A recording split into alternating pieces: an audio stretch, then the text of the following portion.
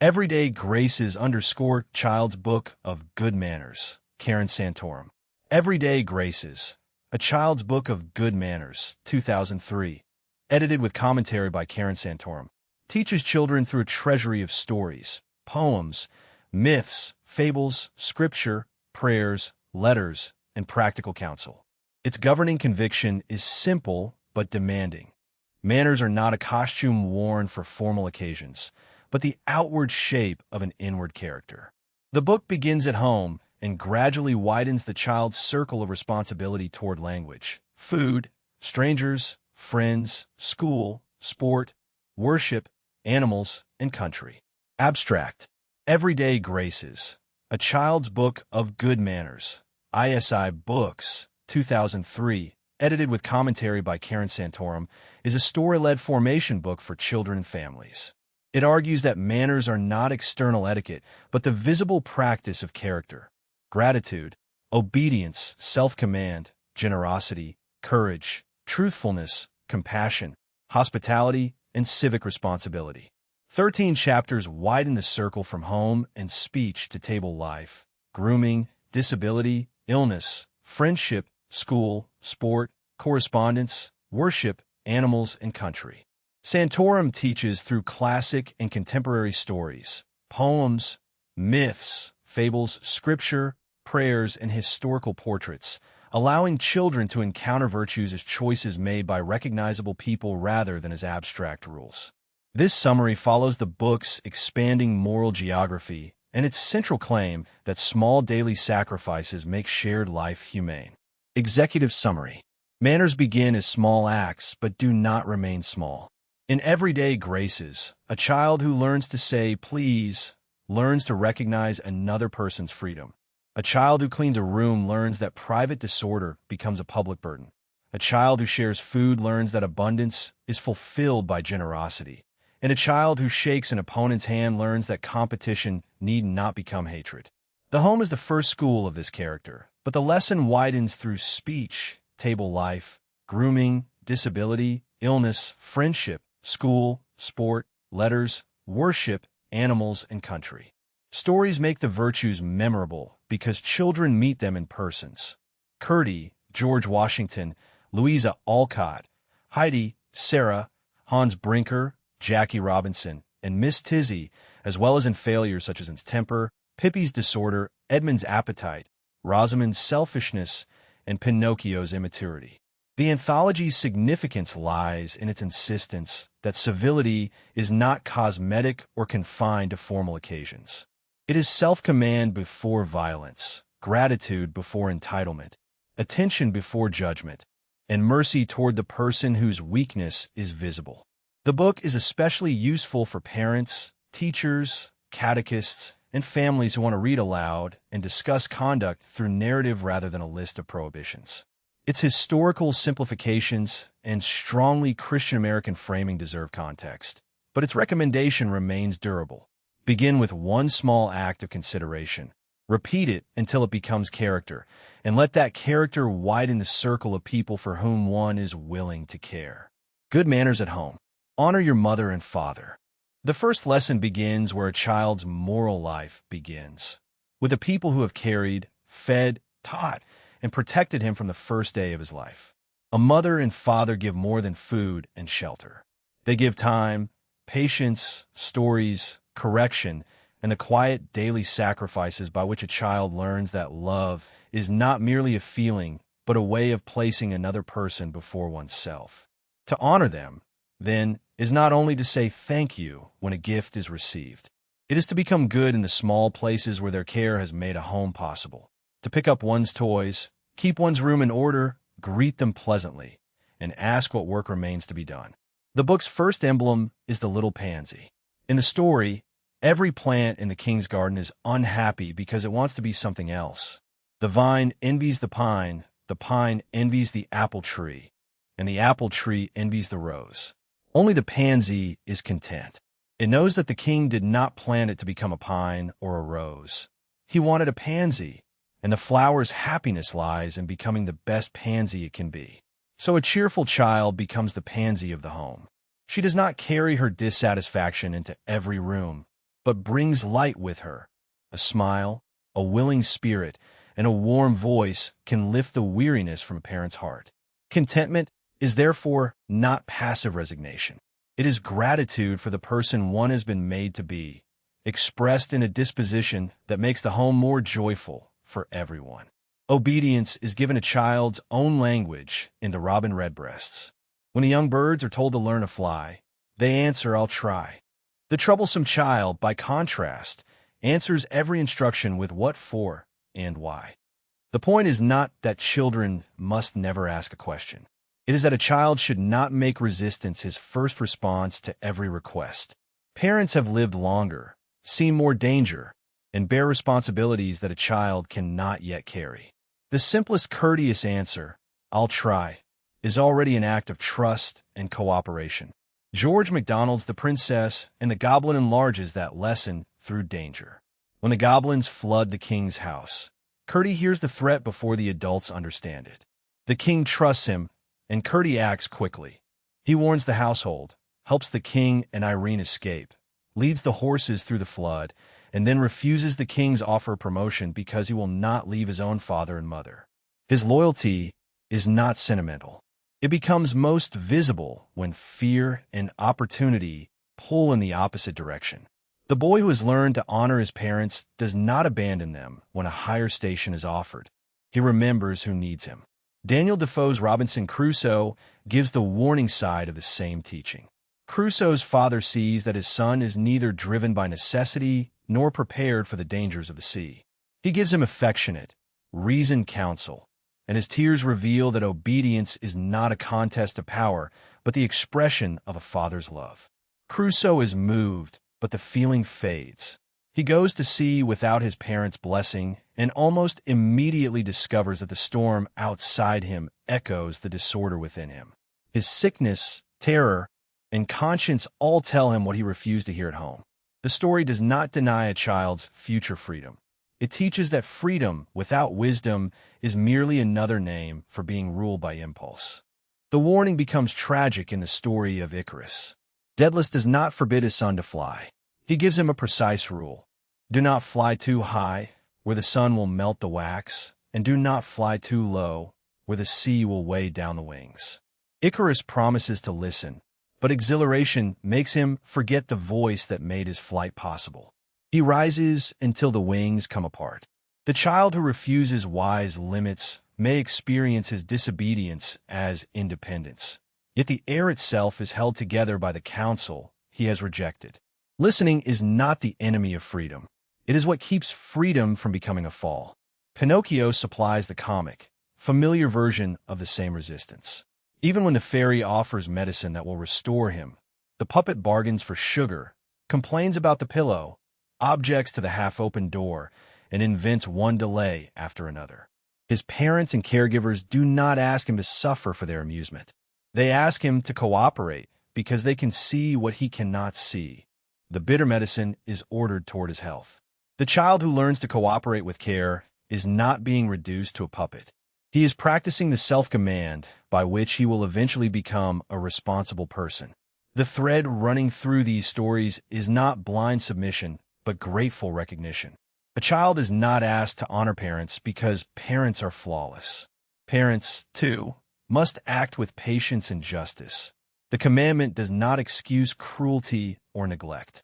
But ordinary family authority deserves a presumption of trust because it is ordinarily exercised for the child's good. The most beautiful obedience is the kind that grows into service. The child who first says, "I'll try," eventually notices the work before being asked, offers help without being summoned, and understands that the peace of the household is partly in her hands. Contentment.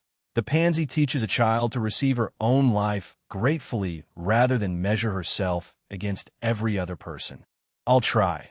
A willing answer turns obedience from reluctant compliance into trust, cooperation, and the beginning of self-command. Loyalty under pressure. Curdie honors his parents precisely when danger and royal favor give him reasons to leave them. Wise limits. Robinson Crusoe and Icarus show that freedom detached from experienced counsel can become self-destruction. Quote, "So to please you, I'm going to be the best little pansy that I can be. Quote, but I can't get on very well without you. The king is very kind, but I could not be half the use to him that I am to you. Helping out at home. Children often ask why they must clean a room that looks perfectly acceptable to them. The answer is not that parents enjoy issuing commands, but that a home is a shared life. The crumbs beneath the bed, the clothes left on the floor, the toothpaste cap abandoned beside the sink, and the dish left for someone else all announce the same thing. My convenience matters more than the people who live with me. A child begins to help by noticing these small details and taking care of them before they grow into a burden for everyone else. Jack Prelutsky's child sees no danger in the pizza slice, gravy-stained chair, scattered crayons, or half-eaten pie beneath the bed. His room is not dirty because he has decided it is dirty. It is dirty only when the mess becomes too large to ignore. The joke exposes a serious habit. Disorder hides its cost from the person who creates it, while transferring that cost to whoever must eventually clear it away. The little goops hide candy in cushions and raisins in sofas like puppies hiding bones, and Sarah Cynthia Sylvia Stout refuses the garbage until it rises through the house, breaks the walls, crosses the state, and leaves her isolated. Neglect grows while the child is playing. Toad's story offers the gentler remedy. He looks at his house and sees not one chore, but an entire tomorrow filled with chores. Frog helps him discover that tomorrow becomes lighter when today's small duties are done today. Toad picks up his clothes, washes his dishes, dusts the chairs, scrubs the windows, and waters the plants. The work is ordinary, but the relief is real. He can return to bed not because he has escaped responsibility, but because he has fulfilled it. A little work each day preserves both the home and the child's freedom to enjoy the next day. The poem about Mr. Nobody gives a name to the family member who is never present when blame is assigned. Mr. Nobody breaks the plate, leaves the door open, spills the ink, scatters the papers, and brings mud across the carpet. Children know the trick. When no one takes responsibility, everyone must live with the results. The book asks a child to stop hiding behind this invisible person and to become the one who notices what needs mending. Responsibility begins in the sentence, "I did it," and continues in the action that repairs it. Amelia Bedelia adds another necessary distinction. Good intentions are not enough when instructions are unclear. She dusts the furniture with dusting powder, cuts the towels, removes the light bulbs, draws pictures of the drapes, trims a steak with lace, and dresses the chicken in clothing because she obeys the words without understanding the work. Her kindness saves the day when the lemon meringue pie delights the family. But the lesson is not that effort excuses carelessness. When a direction is confusing, ask. Clarification is itself a form of consideration because it prevents one's good will from becoming another person's mess. Helping at home, therefore, has 3 movements. First, do the small work that belongs to you instead of waiting for an adult to rescue you. Second, do not postpone a duty merely because its consequences are not yet painful. Third, ask for instruction when you do not understand what has been requested. These habits turn chores into training in attention, reliability, and love. The child who rinses a dish, returns a towel, takes out the garbage, or gives a parent an unexpected hug is learning to make a home rather than merely occupy one. Small duties. Order is maintained by repeated ordinary acts, not by heroic cleaning after neglect has become overwhelming. Mr. Nobody, blame without responsibility, leaves the whole household carrying the cost. Today rather than tomorrow, Toad discovers that beginning a task often removes the dread that made it seem impossible. Good intentions and clear directions. Amelia Bedelia shows why kindness must be joined to attention and the humility to ask questions. Quote, once you actually start your chores, you'll often be surprised at how quickly you finish. Quote, good manners are made up of small sacrifices. Loving your family. Brothers and sisters are not temporary companions chosen for a season. Friends may come and go, but family members walk through life together. And that shared road gives a child daily opportunities to practice love when love is inconvenient. Sharing toys, returning what has been borrowed, settling quarrels, and forgiving quickly are not minor decorations around family life. They are the habits by which a household becomes peaceful rather than merely crowded. The poems on borrowing and sibling love make the rule concrete. If a brother lends a doll, a book, a pencil, or a game, the borrower must return it. The question is simple. How would you feel if something you lent disappeared into someone else's room? The golden rule turns possession into consideration. Isaac Watts then raises the stakes. Hard names and threatening words may begin as noisy breath, but anger can gather force until it becomes violence. The wise person cools anger before night. Forgiveness is not weakness, but the strength to keep a quarrel from becoming a family identity. The story of Louisa May Alcott gives this principle a life. The four sisters in the Bear Country house possess little money, but they possess stories, imagination, work, and one another. Their play becomes rich because they create it together. As Louisa grows older, she sees her mother's weariness and understands that love must do more than feel sorry. She sews, teaches, and writes. When the chance to publish a book comes, she says, "I'll try," and turns the memories of her family into Little Women. The money she earns is not kept as a private triumph.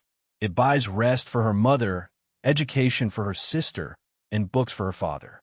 Her success is made beautiful by the people who receive its fruit.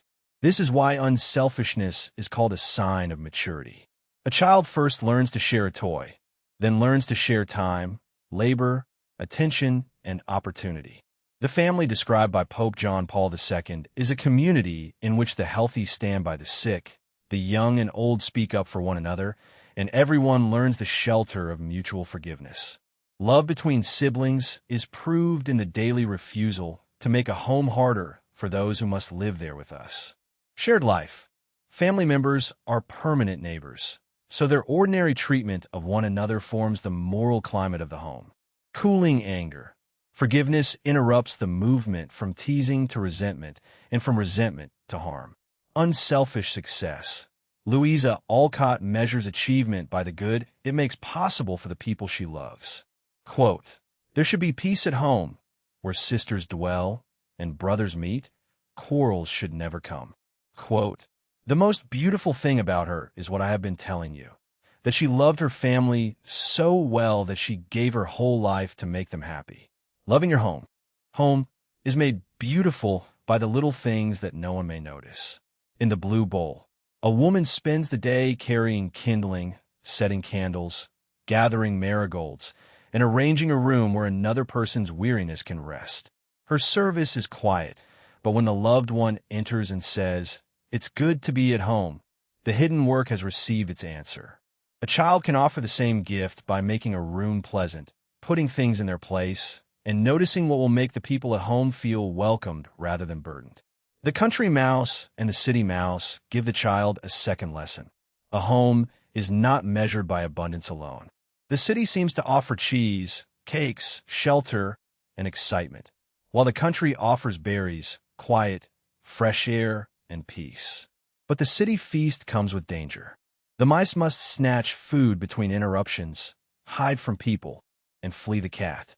The country mouse eventually chooses the simple meal he can eat without fear. Contentment does not mean pretending that every circumstance is equally pleasant. It means knowing that comfort, safety, friendship, and peace may be worth more than the possessions that first attract our envy. Hans Christian Andersen's The Candles places rich and poor homes across the street from one another. The wax candle imagines that importance belongs in a silver candlestick in a grand ballroom. The little tallow candle, sent with food to a widow and her children, discovers a different kind of brightness.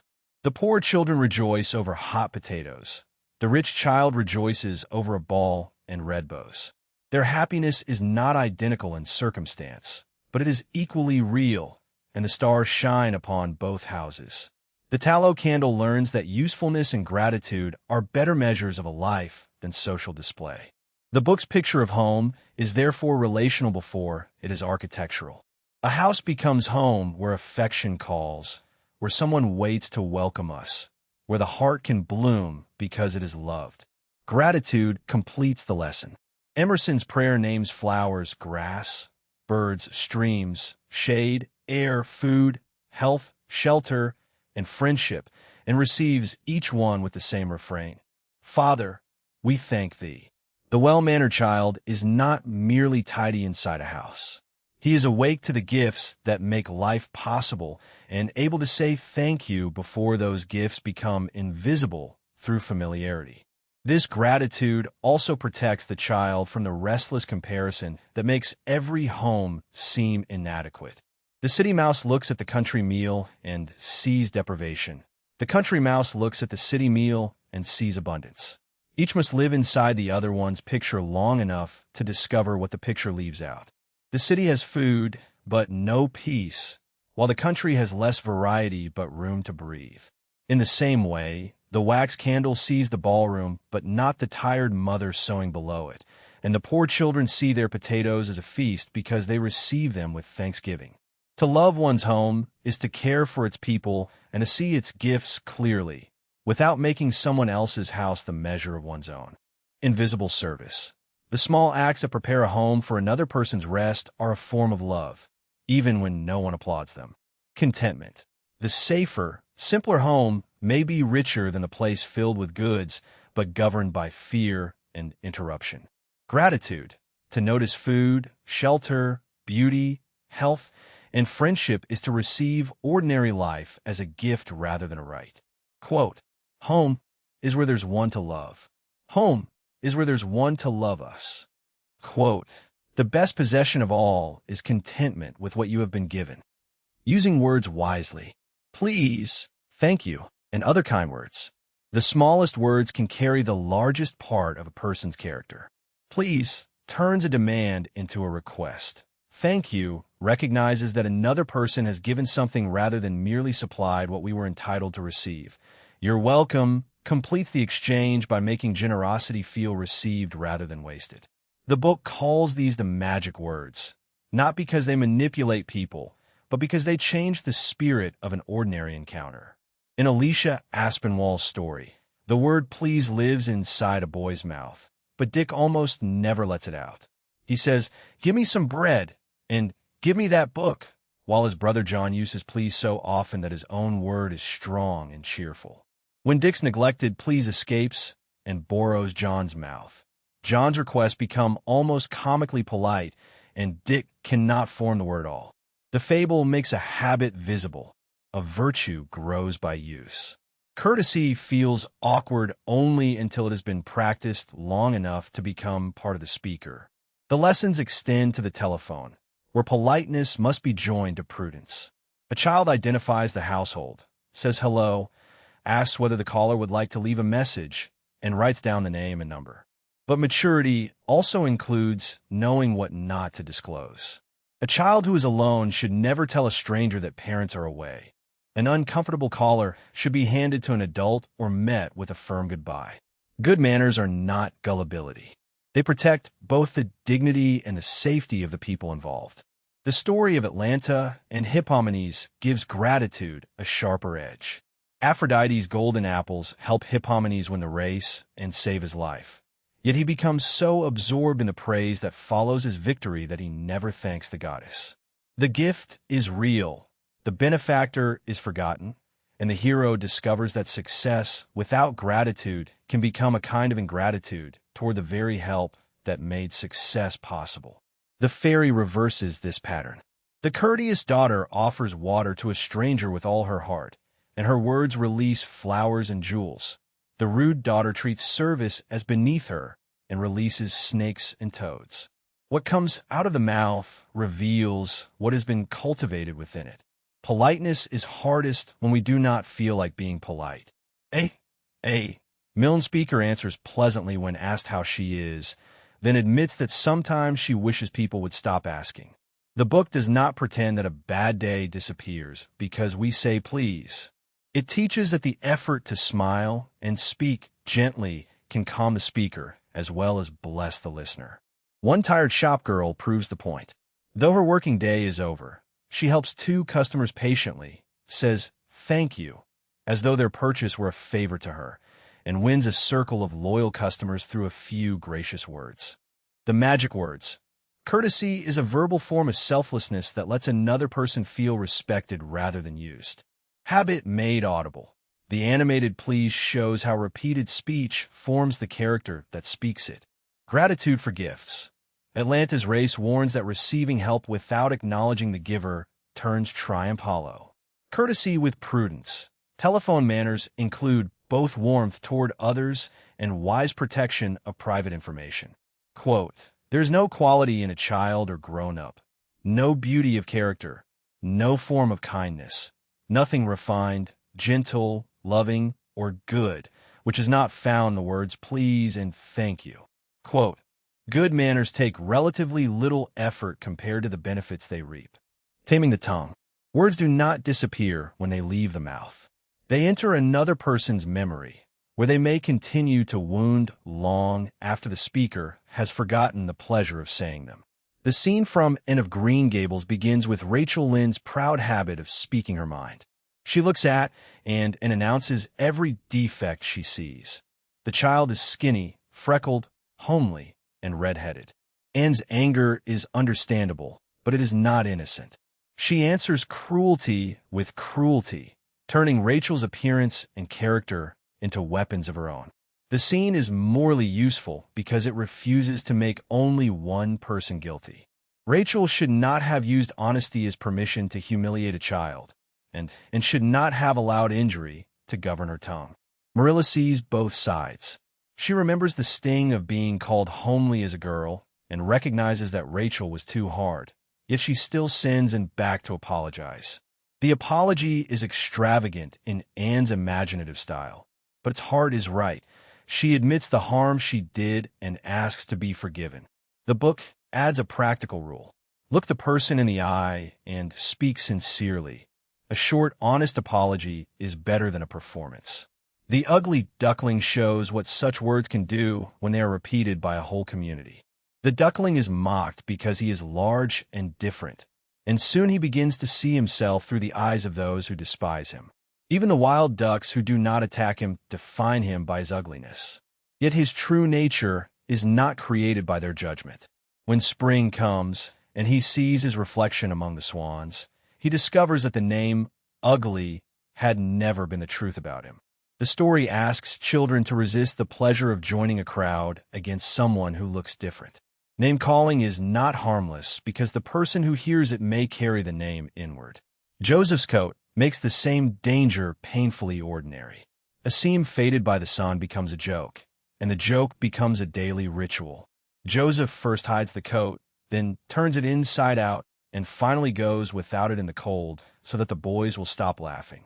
The minister's son eventually understands that his laughter has become a form of violence. He confesses to his father, learns that Joseph nearly died of pneumonia, and asks to be punished. His own coat of many colors becomes a visible sign of repentance.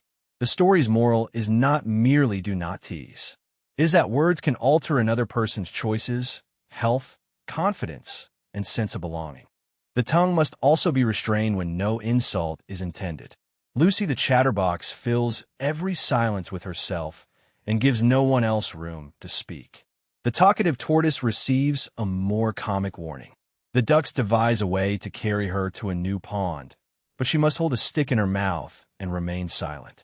She manages it until the villagers laugh at the strange sight overhead.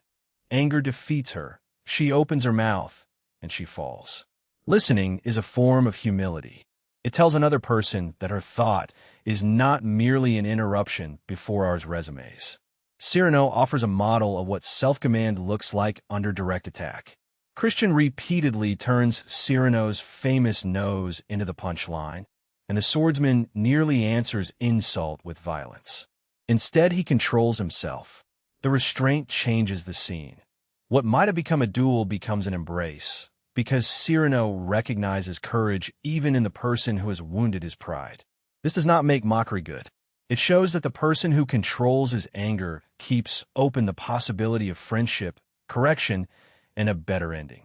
Lord Chesterfield gathers these lessons into practical conversation. Speak often, but not at exhausting length. Do not seize someone by the button or hand to force him to listen. Avoid gossip and scandal, look people in the face, and notice the difference between speaking clearly and merely making noise. But rules alone are insufficient. Kindness must accompany voice, face, manner, and timing. Courtesy is not a mechanical set of phrases placed over an impatient heart. It is the grace that makes correct words welcome. And apology also shows that repentance does not require pretending the original injury never happened. Rachel really was unkind, and Anne's hair really was red. The truth of a statement does not erase the duty to speak it mercifully, and must tell the truth about her own conduct without rewriting Rachel's conduct as acceptable. William Carlos Williams's tiny apology for eating the plums makes the same point in miniature. The note does not produce a grand offense. It names what happened, asks forgiveness, and admits the pleasure that made the offense tempting. A good apology is neither an excuse nor a speech designed to win admiration. It is a truthful return to the person one has hurt. Joseph's coat reveals how a group multiplies a single speaker's cruelty.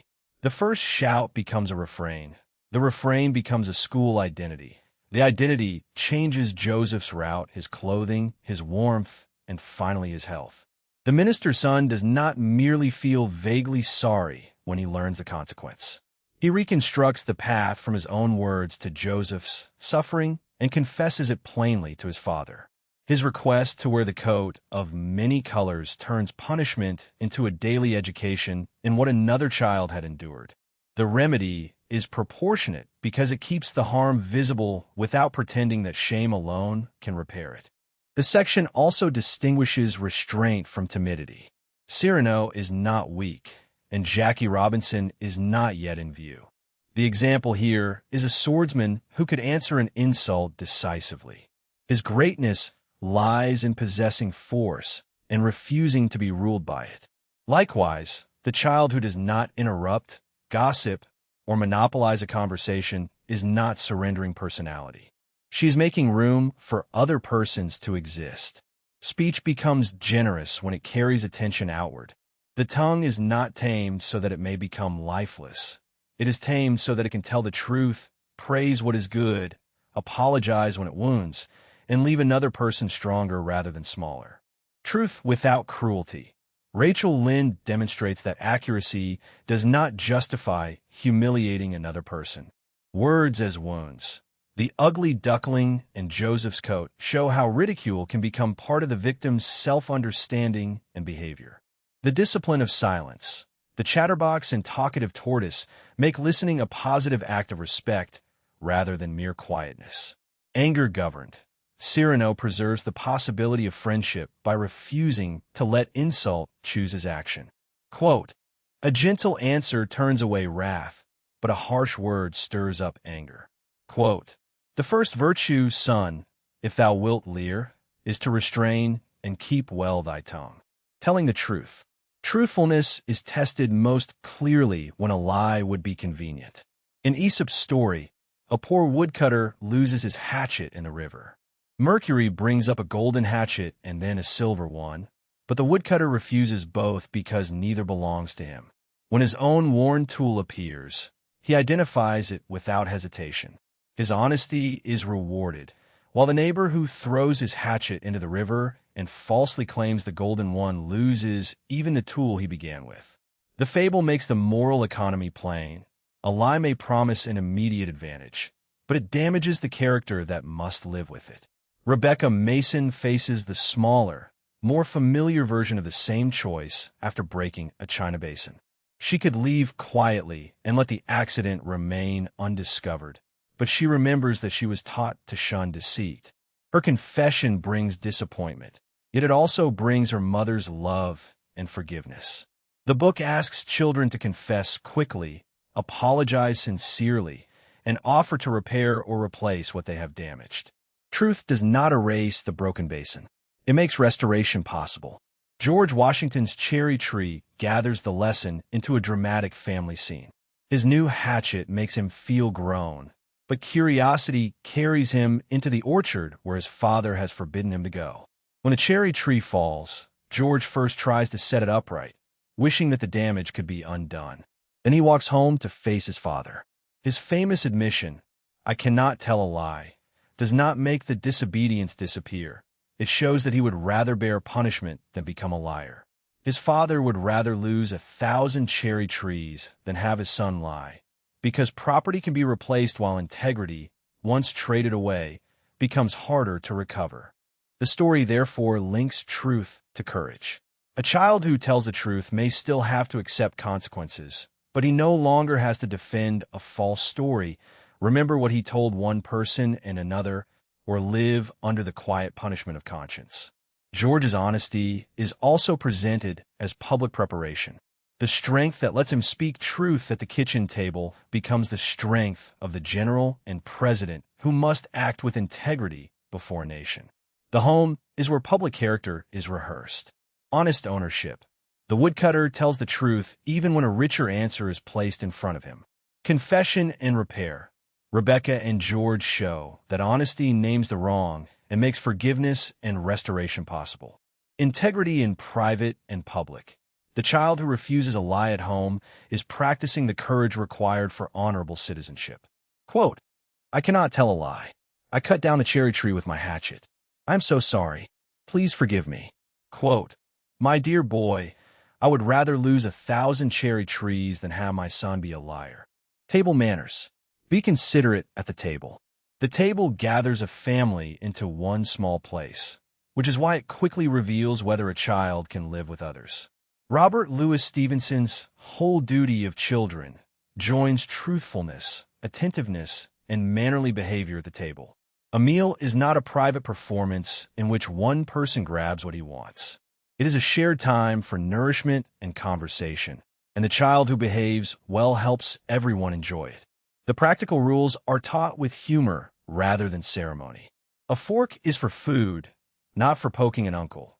A knife and fork should be held securely and used without waving them through the conversation, and a child should wait, listen, and keep his body under control.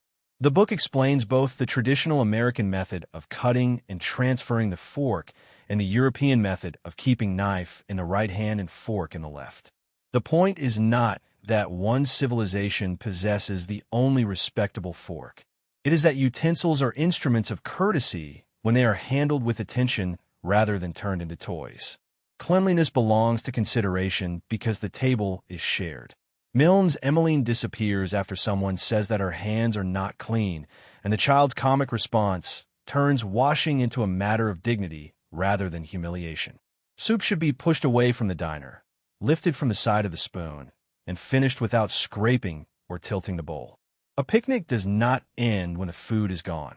The goops leave their wrappers and scraps for the next party, while a considerate child gathers the evidence of her enjoyment and leaves the place ready for someone else. Augustus supplies the warning against making appetite a battlefield. He refuses his soup day after day until the once healthy child grows weak and thin. The exaggerated ending is meant to be remembered, but beneath the verse is a parent's ordinary duty. Healthy food is served for the child's good, and politeness means trying what has been prepared rather than turning the meal into a public rejection of the cook. Appreciation does not require pretending to love every dish. It requires gratitude, a willingness to try, and respect for the work that brought food to the table. Anne's invitation to tea shows that etiquette begins with the host rather than with self-conscious fear, and worries about every rule and whether she may take a second helping. But Marilla gives the better rule. Stop thinking about yourself and think about what would be pleasant for Mrs. Allen. Once, and turns her attention outward, she can enjoy the visit. The guest is not successful because she performs every convention perfectly. She is successful because she makes the hostess and the other guests the center of her conduct. Pippi Longstocking shows what happens when good intentions are not joined to self-command. She is nervous and genuinely wants to behave, but she enters the room like a military parade, takes the best chair, grabs the cakes and sugar, eats the cream pie, scatters sugar across the floor, interrupts the ladies, and refuses to leave when asked. Her stories about the imaginary servant Malin are funny because they answer every complaint with a worse one, but they also show how a guest can monopolize a room and make other people pay for her amusement. Before leaving, greet the host, share the conversation, take a reasonable portion, follow the host directions, help preserve the room, and say thank you. Alice's tea party gathers the same failures into a surreal picture. There's plenty of room, yet the hosts cry no room. They offer wine that does not exist, make personal remarks, ask riddles without answers, damage a watch, pour tea on a sleeping dormouse, and turn conversation into confusion. The scene is entertaining precisely because it makes hospitality impossible. A family meal should be cheerful, but not chaotic. Conversation should be lively, but not cruel or monopolized. And attention to others is what keeps the table from becoming a miniature society of the mad. The instructions about forks and soup may look more exact than the surrounding stories, but their purpose is the same. A utensil held properly does not threaten a neighbor, spill food across the table, or force everyone else to watch one person's carelessness. The American and European methods are both presented as legitimate customs, which keeps etiquette from becoming a claim that one household style is the measure of all civilization. What must remain constant is consideration. Cut safely, keep the blade toward the plate, bring food to the mouth without spectacle, and leave the table ready for the next person. Pippi's coffee party makes the social cost of self-centeredness visible one offense at a time. She takes more than her share before the other guests are served, places her plate between her toes, stuffs her mouth until she cannot speak, consumes the pie that was meant for everyone, and then turns the resulting mess into another game. Her intentions are not malicious. She wants to enjoy herself and cheer the ladies. But good intentions do not restore the food, the clean floor, or the conversation she has taken over. The hostess must absorb the consequences of Pippi's freedom. That is why manners are a discipline of freedom. They teach us to enjoy ourselves without making our enjoyment another person's work, and succeeds where Pippi fails because she learns to move attention away from herself. She enters the tea already imagining every possible mistake, but Marilla's counsel gives her a center outside her own anxiety. The etiquette lesson is therefore psychological as well as practical. A child who is watching herself constantly will become stiff, greedy, or frightened. A child who asks what would please the host can become relaxed, generous, and genuinely present. The table is a school in this outward turn. Shared attention. A meal succeeds when each person remembers that others are eating, speaking, and deserving consideration too. Clean hands and clean spaces. Hygiene and clearing one's place honor the people who share the meal and the place where it is served. The guest's discipline and learns to center the hostess. Pippi demonstrates the consequences of centering herself. Food as gift.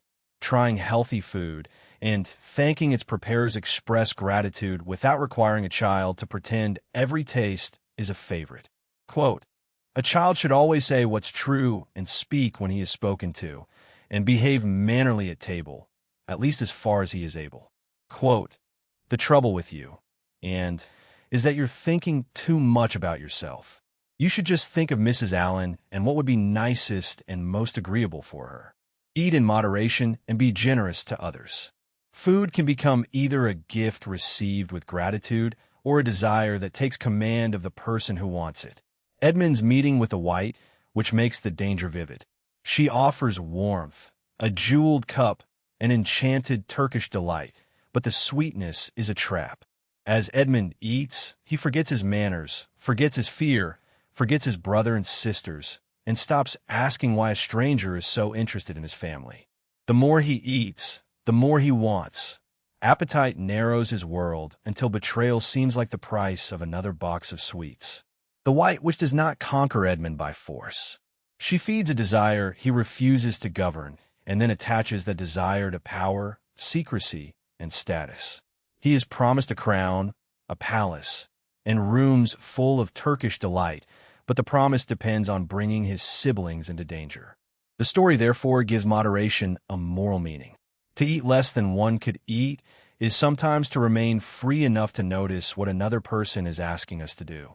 A child who cannot say no to a sweet may eventually find it difficult to say no to the person who uses the sweet to purchase loyalty. The beaver's home presents the opposite kind of table. The meal is abundant, but abundance is not hoarded. Mr. Beaver catches the fish, Peter helps, Susan drains the potatoes, Lucy helps serve, and Mrs. Beaver brings out bread, butter, marmalade, milk, and tea. Everyone contributes, everyone receives, and the meal becomes a place where frightened guests can become part of a household. Hospitality is not luxury. The Beaver's home has rough cloth, bunks, tools, and sacks rather than fine decoration. But its welcome makes it rich. The poem about chocolate cake and the fables of the greedy dog and the mouse make excess comic before they make it instructive. Little George stuffs himself until sickness teaches what appetite would not. The dog sees a reflection and loses the meat already in his mouth while reaching for an imaginary second piece. The mouse eats so much corn that he cannot fit back through the hole by which he entered. Moderation is not an enemy of pleasure. It keeps pleasure from becoming painful, and it lets a child enjoy what is actually present instead of grasping for what is merely imagined. Dorothy's lunchbox gives generosity a natural form. She has enough food for herself, but she offers it first to Tick-Tock and then to Billina. The lunchbox trees belong to the royal family, yet the king allows everyone to eat from them and share in their goodness. A meal is made more satisfying, not less, when it is offered. This is why the book tells children to serve others before taking seconds and to notice whether everyone has been included. John Ruskin's The King of the Golden River makes the lesson sacrificial. Gluck's brothers pursue gold and refuse every opportunity to help the thirsty people and animals they meet. Gluck, carrying the same precious water, gives it to an old man, a child, and finally a dying dog. At each moment, he chooses another person's need over his own immediate comfort and over the promise of wealth. When the dog becomes the king of the Golden River, he explains that water refused to the weary and dying is unholy, while water found in the vessel of mercy is holy. The river becomes gold only after mercy has made the barren valley live again. Appetite as master. Edmund's sweets become dangerous when desire prevents him from seeing the people and obligations around him. Shared abundance.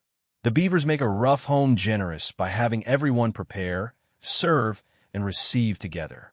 Moderate enjoyment. George, the dog, and the mouse lose pleasure by confusing satisfaction with excess. Mercy before possession.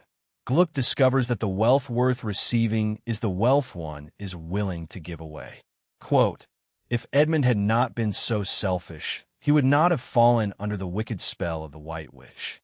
Quote, "The water which has been refused to the cry of the weary and dying is unholy, and the water which is found in the vessel of mercy is holy." Appreciate what you are served.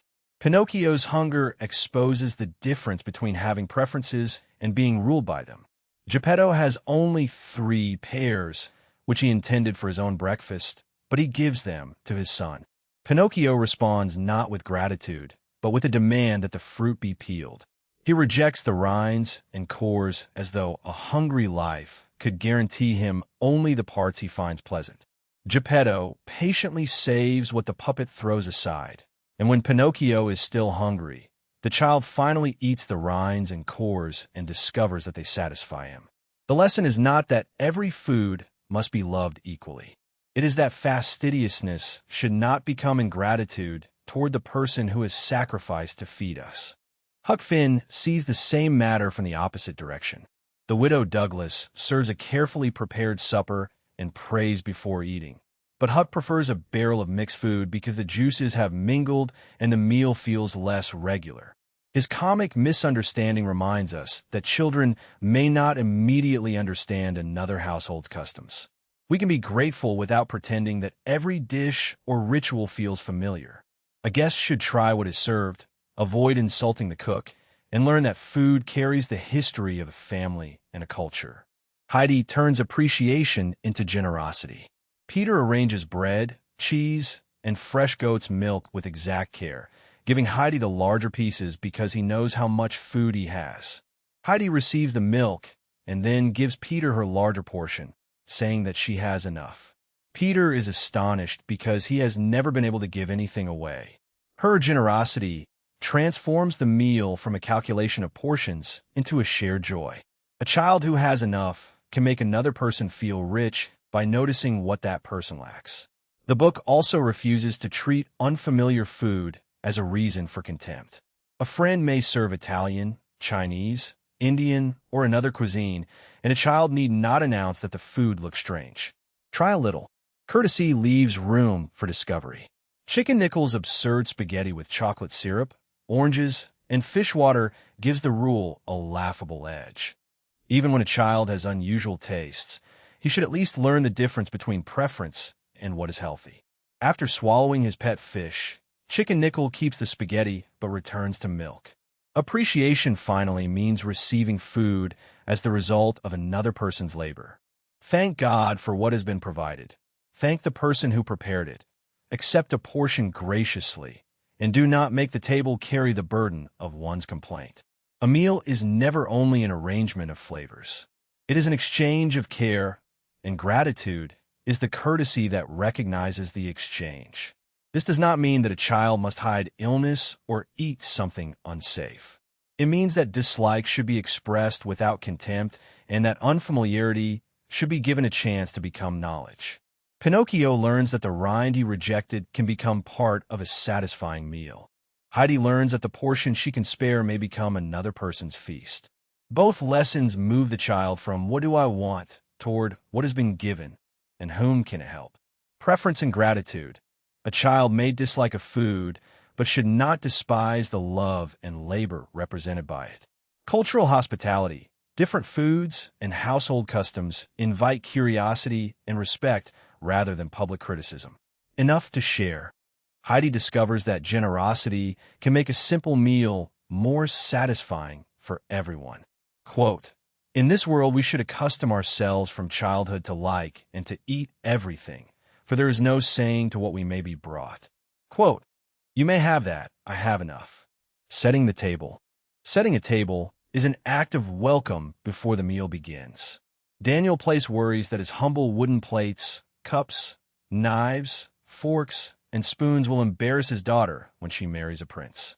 And Marie sees something more important than refinement: her father's patient work and love. She asks to use his plain gifts at the wedding feast. Because she receives them gratefully, an angel transforms the wooden utensils into bone china, crystal, and silver.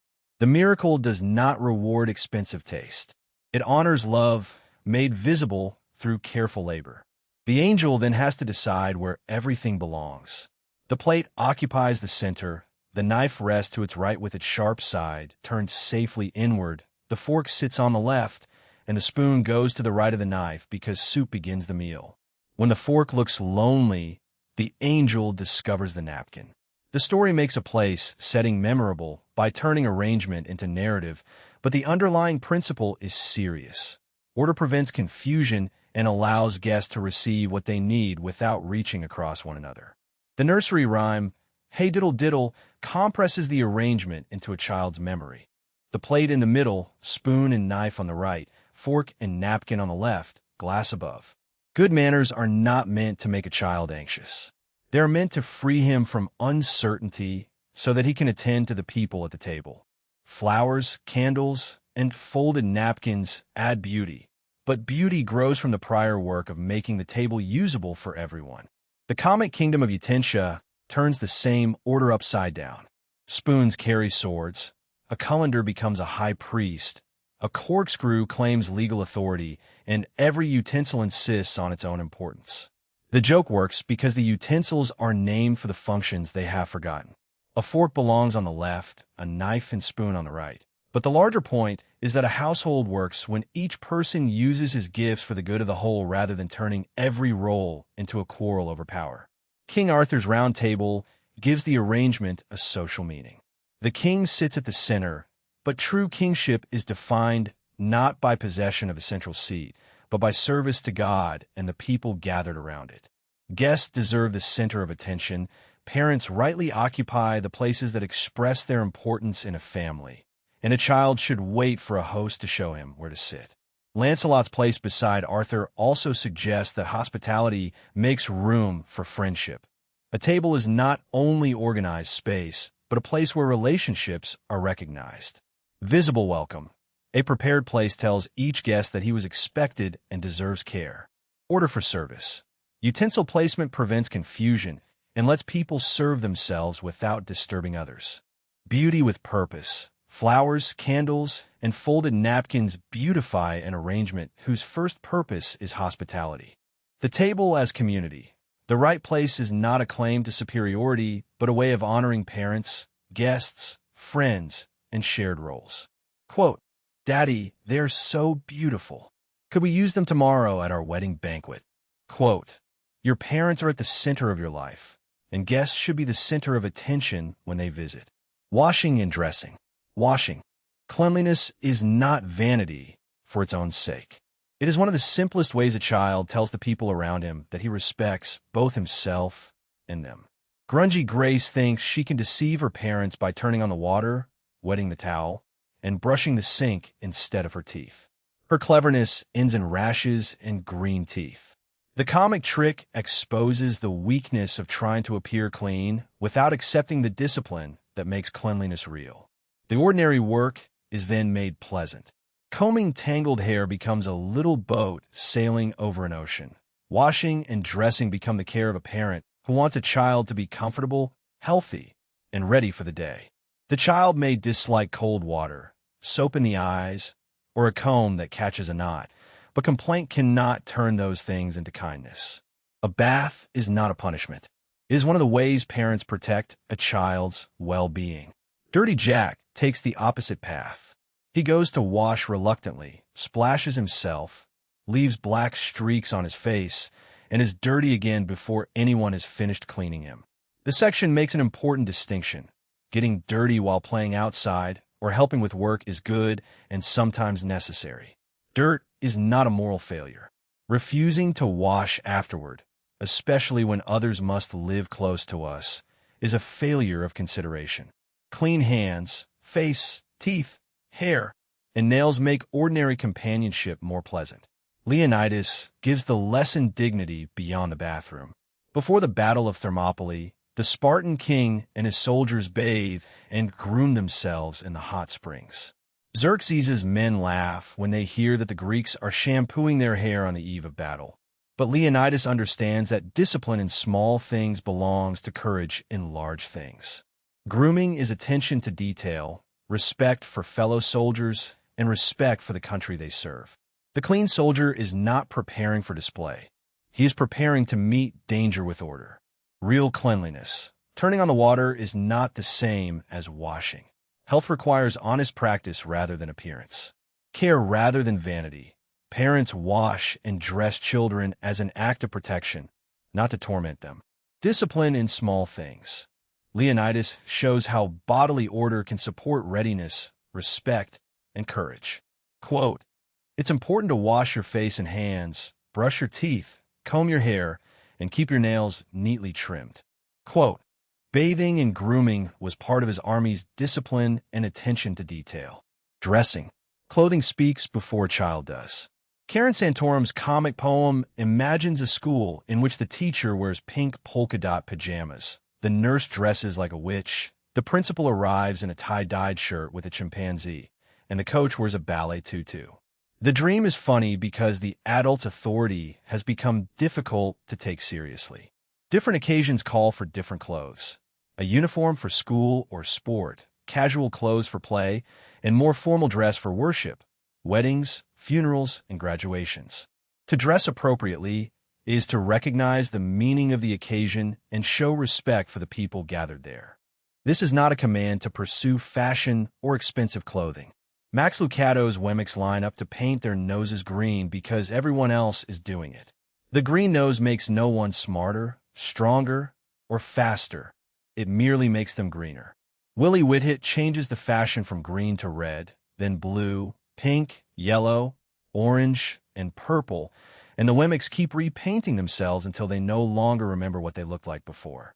Their raised noses even make them walk into walls and one another. Conformity has become so important that ordinary vision and ordinary friendship are sacrificed to it. Lucia resists the crowd because she remembers the maker. Eli made the Wemmicks different on purpose, and the judgment of the village cannot improve on the maker's intention. Punchinello knows this in theory, but still enters the shop, first out of curiosity, and then because he wants Twiggy's approval. For a few days the green nose feels wonderful. He enjoys looking down on unpainted Wemmicks, which shows how quickly the victim of conformity can become its agent. When the color changes, he follows the crowd again. The result is not only embarrassment, but loss of self-knowledge. Eli does not shame Punchinello when he returns. He examines the layers of paint, says that he is glad to see him, and sands the false colors away. The process hurts, but it restores the Wemmick to the form he was made to have. Clothing can be beautiful and expressive, but it should not become a replacement identity. The child who dresses well for a wedding or church is showing respect. The child who dresses only to be noticed may be asking clothing to provide what belongs to the heart. And if Green Gables makes the problem personal, Marilla gives in 3 plain, clean, serviceable dresses, and is grateful, but she longs for puff sleeves because everyone else has them. Her desire is not wholly foolish. Beauty and imagination matter to her, and a child should not be mocked for wanting something lovely. Yet, Anne's sadness shows how quickly comparison can turn a sufficient gift into a humiliation. Marilla's plain dresses are made with limited material and real labor. Gratitude must see the care inside an object even when fashion has not made it glamorous. Anne's green hair later reveals the other danger. Her vanity makes her vulnerable to a peddler's promise of raven black hair. She dyes it, wakes to a grotesque green, and falls into the depths of despair. The peddler was deceptive, but Anne's desire prepared the trap. Her repentance is not only regret over the color. She begins to see how much power she has given to appearance. King Louis XIV's splendid clothing and mirrors did not make him a great man, while George Washington's plain genteel dress expresses the wiser judgment that fine clothes do not make fine people. Kindness must look beyond clothing and into the heart. The practical closing advice keeps this moral from becoming an abstraction. Clothes should be hung properly, folded rather than thrown across the floor, and cared for so that the next morning does not begin in confusion. Dressing quickly is a small form of independence. The child prepares himself instead of making the household wait. The purpose is not military stiffness. It is the same purpose found in washing and grooming. The conversion of daily care into a habit that frees time and reduces needless work for others. The Wemmicks also show why the book warns against treating every trend as harmless. The first green paint is followed by red, blue, pink, yellow, orange, and purple, and each new color is announced as though it were a moral achievement. The painted crowd praises itself as classy, keen, awesome, and green, then laughs at the unpainted. Punchinello becomes proud of the very mark that once made him feel inadequate. By the time he returns to Eli, several layers of fashion have covered the person underneath. Removing them is painful because imitation has become attached to belonging, but the pain is the cost of recovering a self that never needed the paint. Anne's 2 episodes hold the balance together. Her longing for puffed sleeves is a child's desire for beauty and belonging, while her hair dye is vanity willing to risk wisdom for approval. The answer is neither ugliness nor display. Where what is clean, suitable, and cared for, receive what parents can provide with gratitude. Enjoy beauty without worshiping it, and remember that a person remains worthy when a dress is plain, a trend is over, or the mirror shows what fashion would rather hide. Occasion and respect. Clothing should fit the meaning of the event rather than express indifference to it. Conformity. The green-nosed Wemmicks trade their identity for approval and repeatedly discover that fashion changes its demands. Gratitude for the work. Anne's plain dresses are valuable not because they are fashionable, but because they carry Marilla's labor and care. Appearance and character, grooming and dress matter, but they cannot supply courage, kindness, or integrity. Quote, I made you different on purpose. Quote, do not conceive that fine clothes make fine men any more than fine feathers make fine birds.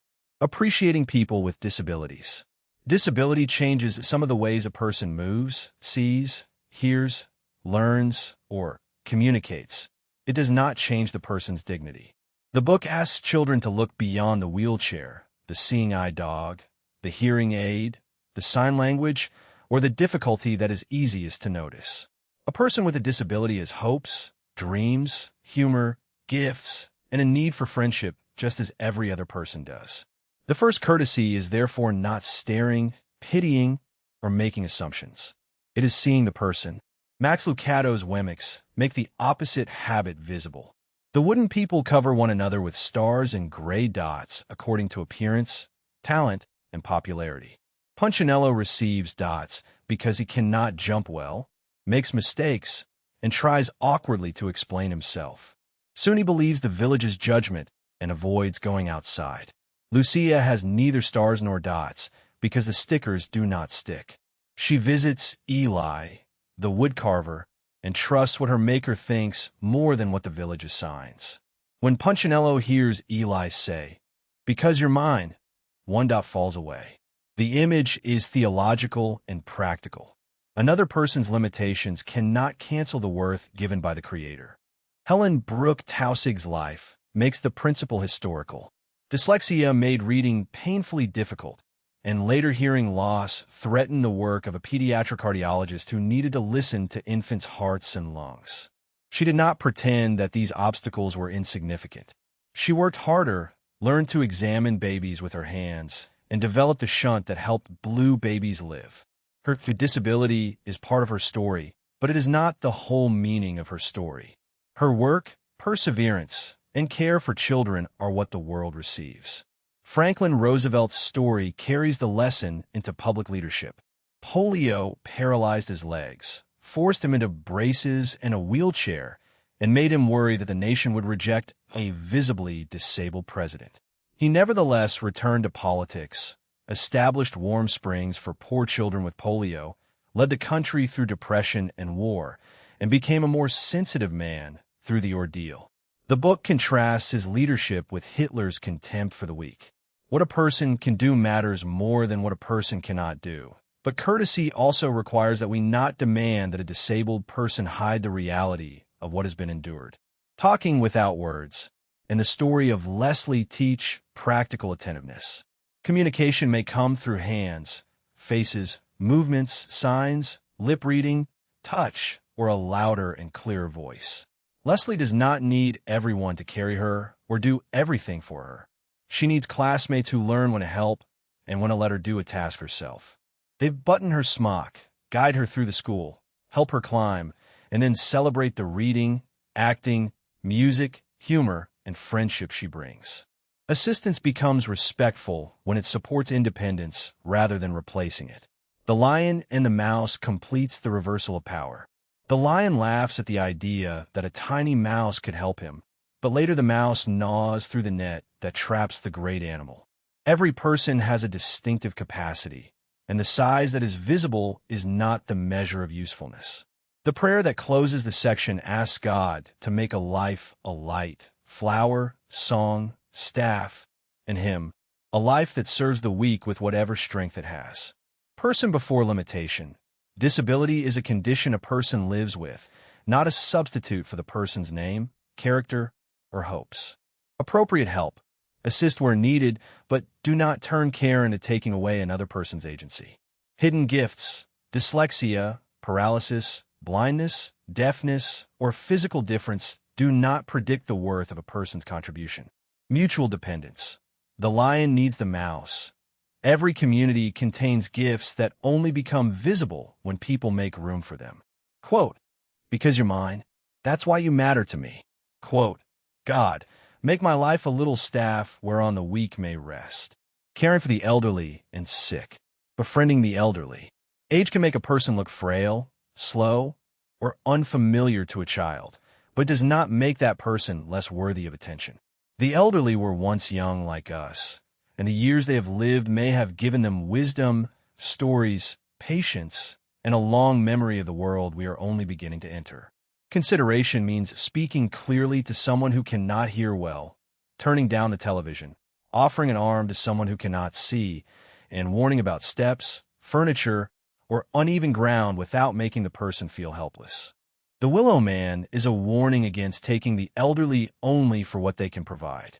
Children learn where the mistletoe grows on the old tree and then strip it bare, ignoring the tree's age and taking every berry for themselves. When they return the next year, the gift has not returned. Gratitude preserves a relationship. Greed exhausts it. The old person who has given patience, stories, work, and shelter deserves more than to be remembered when we want something. The German fable, Half a Blanket, makes neglect a generational lesson. A son promises to care for his old father, then places him beneath the stairs to please his wife. His young son watches and tears a horse blanket in half. One part for the grandfather, the other to save for his own father when the same treatment comes back to him. Children learn not only from what adults say, but from the future their actions quietly build. Pomona's courtesy to the old woman shows that respect should not depend on status or usefulness. Pomona opens the gate, offers shade and fruit, and listens to the visitor. The old woman is Vertumnus in disguise, but the test matters precisely because Pomona does not know that she is being observed. Her kindness is a habit, not a performance for reward. The vine and elm become an image of mutual support. Independence is good, but no person flourishes without relationships that help him stand. The poems about the great-grandfather and somebody's mother bring the lesson close to ordinary life. An old soldier can still delight in grandchildren. A gray woman waiting at a dangerous crossing may be somebody's mother, somebody's pride and joy. The child who helps her does not perform a grand heroic deed. He notices her fear, offers his arm, and returns to his friends with a happier heart. Respect for the elderly begins in such attention. Speak and listen clearly. Courtesy adapts to a person's hearing, sight, mobility, and need for quiet. Receive wisdom. An older person's stories are not interruptions, but gifts of memory and experience. Respect beyond usefulness. The elderly deserve care because they are persons, not because they can still provide something to us.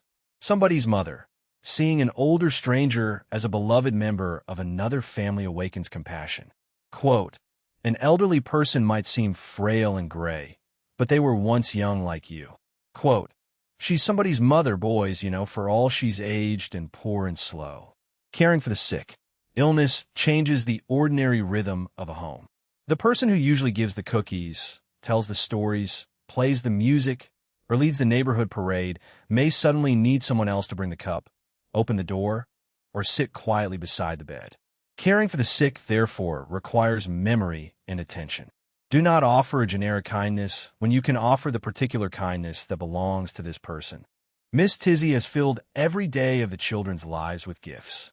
On Monday, she bakes cookies. On Tuesday, she makes puppets. On Wednesday, she plays bagpipes. On Thursday, the children carry pictures to shut-in neighbors. On Friday, she serves lemonade. On Saturday, she leads a roller skate train. And on Sunday, she sings beneath the stars. When Miss Tizzy becomes ill, the children do not simply say they are sorry. They return her own gifts in a gentler form. Cookies, puppets, quiet drums, pictures, a tea tray, new skates, and songs beneath her window. They know what she loves, and their care becomes personal because it remembers. Don't you feel well, Sam? Gives the same lesson in a smaller room. Sam resists the cough syrup because it tastes bad and the spoon feels too large, but Mrs. Bear does not shame him or abandon him. She breaks the task into courage-sized moments, adds honey to the tea, tells the story he likes, and waits with him for the snow. The medicine matters, but so does the warmth of the chair, the repeated story, and the mother's steady presence. Love is not always a cure. It is the companionship that makes suffering less lonely. Pinocchio's final transformation makes care a measure of maturity. After escaping the dogfish, he finds Geppetto weak and homeless. He carries his father, earns milk by turning a pump, makes baskets to pay expenses, builds a wheelchair, and gives up the coat he hoped to buy when he learns that the fairy is sick. His work is not glamorous.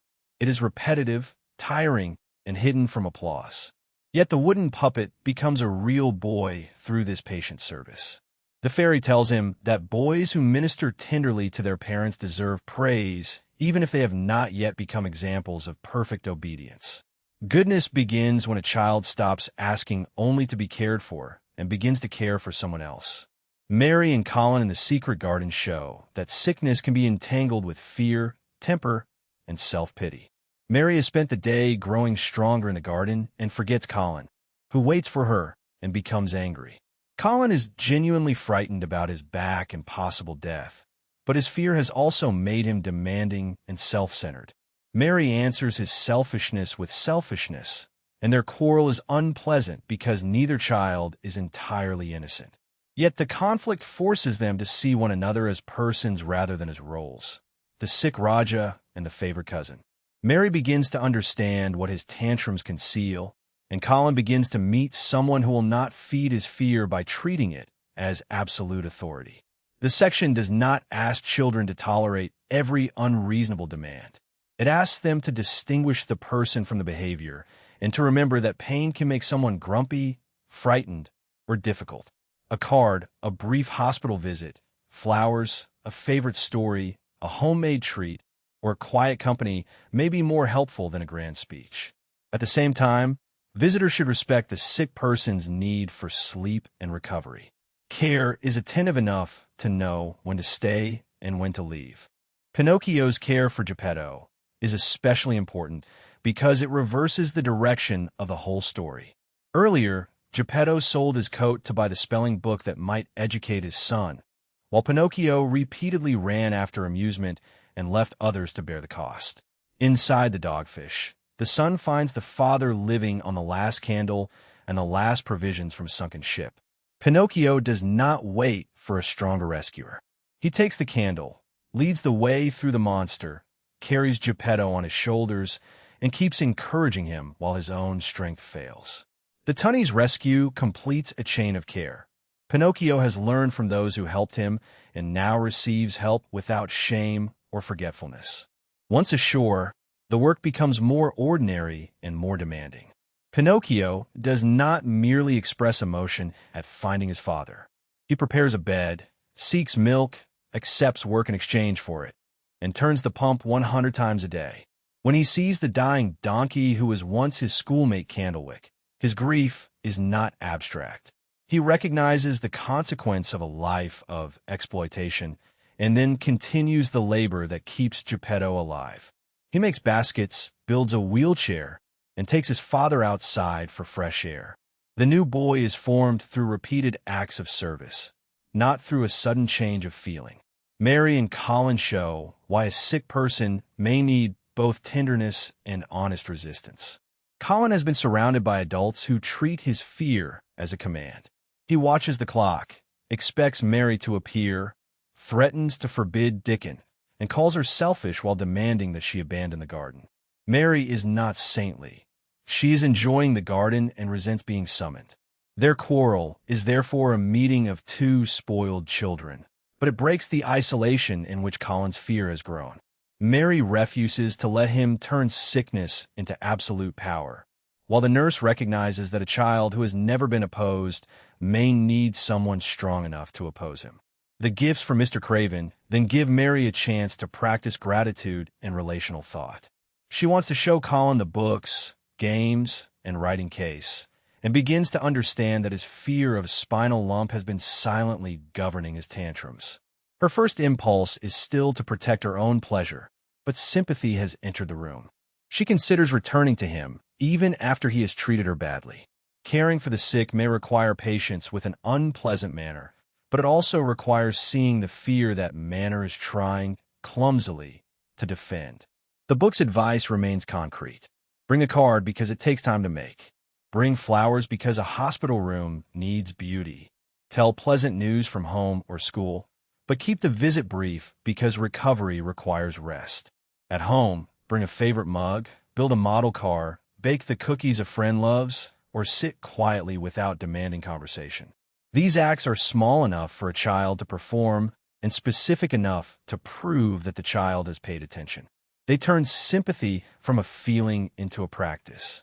The deepest pattern is reciprocity. Miss Tizzy's children return what she once gave them. Pinocchio becomes a caregiver because he has been carried through danger. Mary begins to care for Colin when she learns to see the frightened child beneath the tyrannical manner. A sick person may need medicine, work, and professional care, but no one should be made to feel like a problem waiting to be managed. A visit says, "You are still part of our life, and your weakness has not made you invisible." Remembered care. The best kindness begins by knowing what a particular sick person loves. Patient presence. Medicine and practical help matter, but companionship makes suffering less solitary. Service as maturity. Pinocchio grows up by working for Geppetto rather than waiting to be rescued.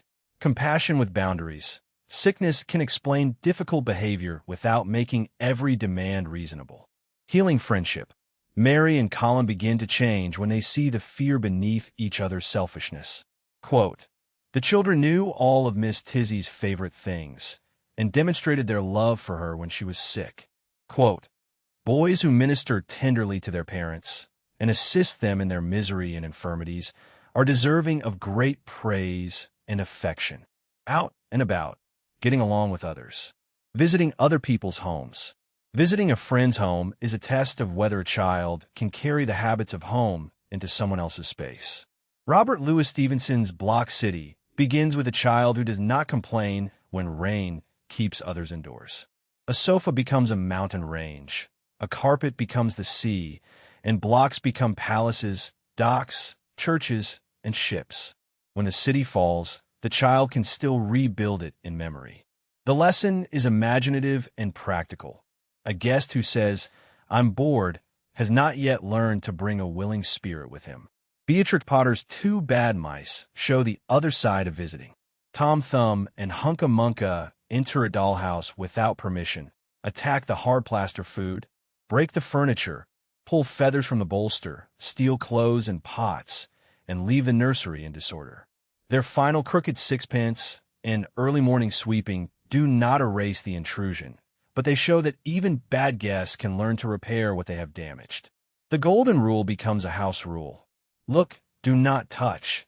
Ask before opening a cupboard or taking food. Play only where the parents permit. Return toys. Carry dishes to the sink. Wipe spills.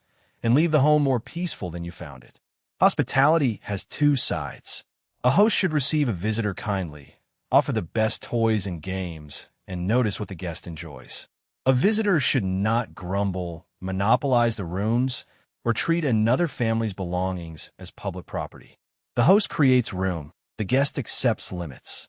Both are practicing the same virtue, attention to another person's comfort. The Prince and the Pauper gives hospitality a social and moral test. Tom Canty is treated as a nuisance when he presses close to the palace gate. But Edward, the prince, sees the ragged child before he sees the class distinction. He orders the gates opened, dismisses the servants so Tom will not feel watched, and sits near him while he eats. The prince's good manners are not decorative. They make the lowliest subject feel human. A truly gracious person treats a king and a hungry child with the same basic respect.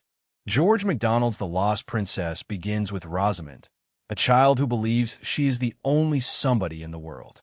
She wants everything, tires of what she receives, mistreats animals, and refuses every duty simply because someone has asked it of her. The wise woman gives her bread, milk, shelter, and work, but Rosamond interprets every kindness as a plot. She will not sweep, tend the fire, water the living heather, or look at the person trying to help her. Her disorder outside mirrors the selfishness inside. The story makes neglect physically frightening. Because Rosamond refuses the small duties of daylight, the cottage becomes cold, dirty, and vulnerable at night. The terrifying birds that scratch at the doors and windows are the harvest of work postponed. The child who will not mend a small fault must eventually face a great one.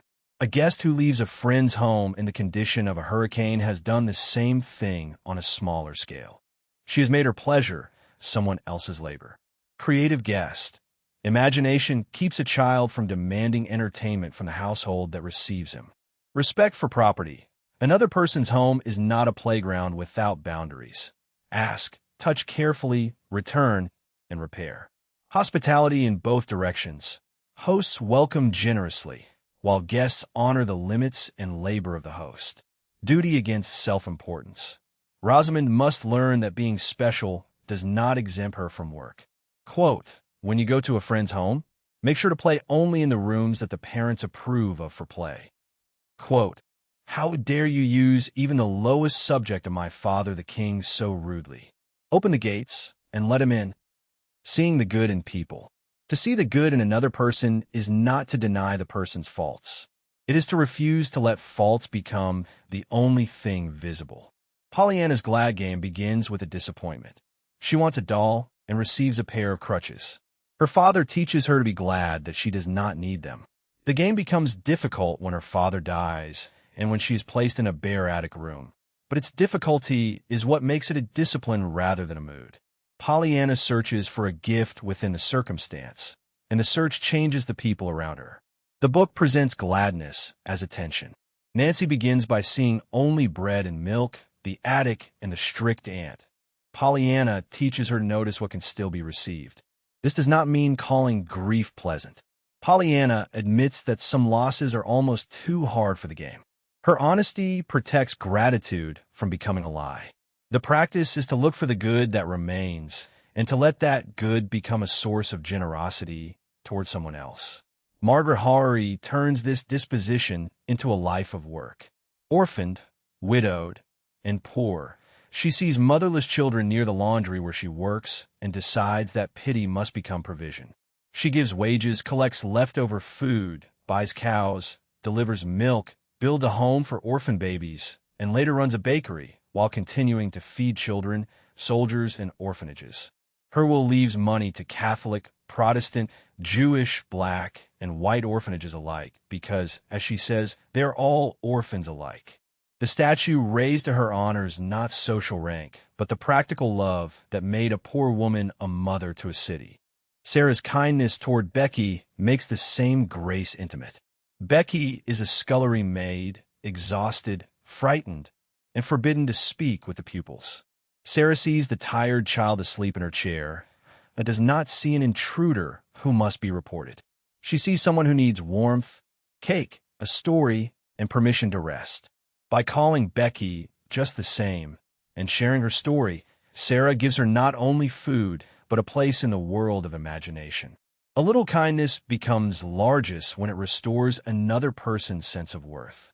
Bono's song Grace gathers the section's images into a theology of transformation.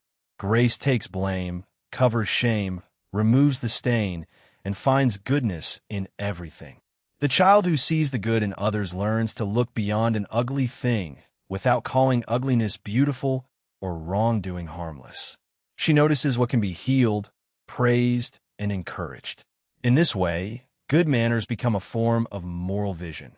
One person can make another person better by seeing the possibility that the other person has not yet learned to see. Pollyanna's gladness has moral force because it moves outward. She does not merely repeat a cheerful phrase to protect herself from disappointment. She teaches Nancy to play, gives the lonely aunt a reason to notice other people, and makes an unpleasant town more hospitable. Margaret does the same on a larger scale. Her kindness is not exhausted by one meal or one orphan. She builds habits of giving into the businesses she creates, so that milk, bread, wages, and shelter continue to reach people after the first impulse of pity is past. Gladness becomes durable when it is organized in a service. Sarah's generosity also crosses a boundary that the adults have declared natural. Becky is not simply poor.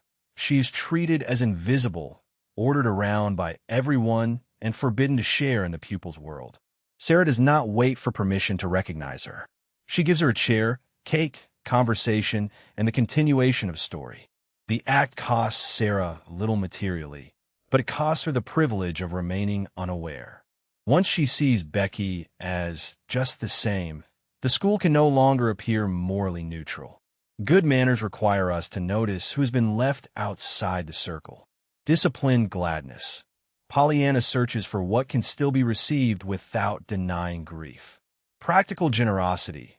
Margaret turns compassion into food, work, institutions, and a legacy that crosses social divisions.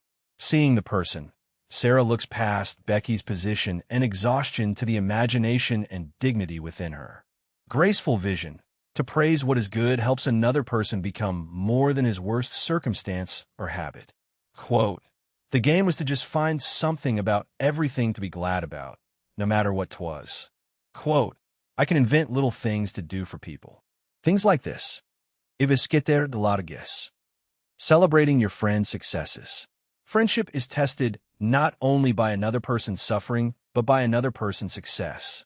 In the Little Women episode, Joe's manuscript wins a prize and brings $100 into the March household. Joe is proud, as she should be, but the family's joy does not become envy. Her sisters read and praised the story, and Joe immediately thinks of using the money to send Beth and Marmee to the seaside. Her achievement is not separated from the people who helped make it possible.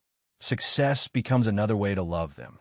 The family also gives Joe the honest criticism that friendship requires. Her father says she can do better and urges her to aim high rather than chase money alone. Her mother sees that outside criticism may reveal both merits and faults. The family can celebrate without flattering Joe into stagnation. Praise gives courage. Truthful counsel gives direction. A friend who rejoices in our success, but also helps us grow, is offering a deeper gift than applause. Joe's sisters do not treat her prize as a threat to their own worth. They celebrate as if the success belonged to the household, and Joe's generosity confirms the bond. The book asks children to resist the small envy that says another person's victory makes one's own life smaller. There is enough joy to go around when we learn to receive a friend's good fortune as evidence of what effort, talent, and encouragement can accomplish. The garden scene from A Secret Garden gives this principle a physical image. Colin has been unable to walk and has been surrounded by predictions of death. With Dickens' steady help and Mary's urgent encouragement, he stands, walks to a tree, digs the earth, and plants a rose. Mary repeats, "You can do it," not to flatter him, but to hold his courage steady while he does the work himself. Ben Weatherstaff recognizes the strength that fear had hidden. The friends do not perform Colin's success for him. They create the conditions in which he can claim it. The praise after the effort matters. Colin's companions do not mock his thinness or dwell on the years he lost. They notice what he has done and invite him to do more. The rose is planted before sunset, and Colin stands laughing as the day closes. A friend's encouragement can become a kind of borrowed courage until the person who was encouraged can stand on his own. The final poem asks us to become the kind of friend who returns the help, joy, and courage received along the way. Joe's family also models the difference between envy and judgment. Amy is fascinated by the money. Beth thinks first of whether the family can use it, and Joe's father keeps the prize from becoming a final verdict on her talent. He praises what is good in the manuscript, but tells her that she can do better. The family can hold celebration and correction together because neither is trying to possess Joe's achievement. They want the success to become a beginning rather than a reason for pride to close her ears. Colin's first steps are similarly built from a series of small, witnessed acts. He stands with Dickens' arm near him, walks to the tree, digs with the trowel, accepts the rose from Ben, plants it himself, and then insists on standing as the sun goes down. Mary and Dickon do not call the result magic in order to erase effort. They give the effort a language of wonder. Their joy makes the difficult work visible, and Colin's laughter becomes a gift returned to the friends who believed in him before he could believe in himself. Shared jubilee. A friend's success enlarges the circle of joy when it is received without envy. Praise with truth. Celebration should encourage excellence, not flatter a friend into refusing correction. Borrowed courage. Mary and Dickon help Colin act until his own strength becomes visible. Quote, "I never get on when I think of myself alone, so it will help me to work for you." Quote, "You can do it. You can do it. I told you you could." Helping each other. Helping another person often begins with recognizing that we possess something the other person needs. Squanto knows the land, the seasons, the fishing grounds, and the ways to plant corn and beans. The pilgrims do not. He teaches them how to survive the winter, introduces them to neighboring peoples, and helps create the condition for the first Thanksgiving and a pact of peace. His own history includes kidnapping and enslavement by an Englishman, yet he does not make the pilgrims pay for another man's wrong. He treats them as he would want to be treated and becomes their friend. The little red hen shows the problem from the other side. The dog, cat, and duck enjoy a clean home and good food, but disappear whenever work begins. They refuse to plant, weed, water, harvest, carry, or bake. The hen and her chicks turn the work into games, songs, and a shared adventure, and the wheat grows into bread. When the idle friends arrive for the finished loaf, the hen does not pretend that wanting bread is the same as making it. Those who helped may eat. The story teaches that cooperation creates both satisfaction and fairness. A community cannot be built by people who appear only for its rewards. Frog and Toad offer the gentler version of the same cooperation. Each secretly rakes the other's leaves, hoping to surprise his friend. The wind scatters both piles before either friend can see the gift, but neither is disappointed. Each goes to bed happy because the good intention itself has brought joy. Help offered for praise is fragile. Help offered from friendship remains good even when no one notices. Quiet service protects generosity from becoming a performance. Dorothy's rescue in the poppy field shows that helping also requires judgment. The Tin Woodman and Scarecrow are not affected by the flowers, so they carry Dorothy and Toto to safety. The lion is too large to carry and falls asleep, and the friends must move forward while grieving him.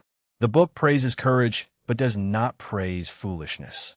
If a friend is hurt or in danger, assess the situation, tell an adult, and call for trained help rather than creating a second victim. Pinocchio's journey to find Geppetto contains both assistance and risk. The pigeon carries him hundreds of miles, shares a poor meal of vetch, and refuses thanks. Pinocchio sees his father at sea and leaps into dangerous water without measuring the waves. His love is genuine, but love must be governed by prudence. Sometimes the most helpful act is to summon someone who knows how to rescue, then remain present until help arrives. Use what you have. Squanto's knowledge becomes a gift when it is placed at the service of people who need it. Shared work. The Little Red Hen shows that a finished reward cannot substitute for participation in the work. Hidden kindness. Frog and Toad help because they love one another, not because they need witnesses. Courage with judgment. Dorothy's friends act bravely while recognizing when a danger exceeds their strength. Quote, "I shall not pass this way again." Quote, "When everyone works together to get something accomplished, they feel satisfied in a job well done." Good ways to lose friends. Some habits announce that a child has forgotten other people are present. The goop wipes his nose on his sleeve, spits for amusement, and puts his fingers in his nose. The acts are comic in verse, but unpleasant in company. A tissue, a turned head when coughing, and the patience to remove gum privately are small ways of protecting another person's comfort. Good manners often consist in knowing what not to make another person watch. The visit that never ends can be just as inconsiderate. A guest should leave while friends are still glad to have him, not wait until yawns and irritation announce that he has worn out his welcome. Saying goodbye when a parent says it is time to go is part of respecting both households. Prompt departure is not rejection. It allows friendship to remain pleasant rather than turning hospitality into endurance. Prince Darling shows the destructive power of anger in a person who has been given authority. His father asks the spirit of truth to make him kind rather than rich, handsome, or powerful. The spirit gives him a ring that tightens whenever he does wrong. He kicks his dog because he is frustrated, treats people and animals as though they exist for his pleasure, and eventually threatens Celia with slavery when she refuses to marry him. The spirit names his 3 faults: loss of temper, belief that others are made for his pleasure, and cruelty toward the innocent. The ring cannot make Prince Darling good against his will. He throws it away because he wants freedom from correction, But the consequence is not freedom. It is a monstrous body that reveals the animals whose vices he has imitated. In the circus, he finally chooses to return good for evil by saving the master who has beaten him. That act begins his restoration. He becomes a dove, returns to Celia, and is restored to human form only after he has placed the needs of others above himself. The ring is then put back on voluntarily. True self-command is not the absence of correction. It is the decision to remain answerable to it. Charles Kingsley's Tom is cruel in a more childish way. In the water world, he torments caddises, trout, and other creatures simply because he can.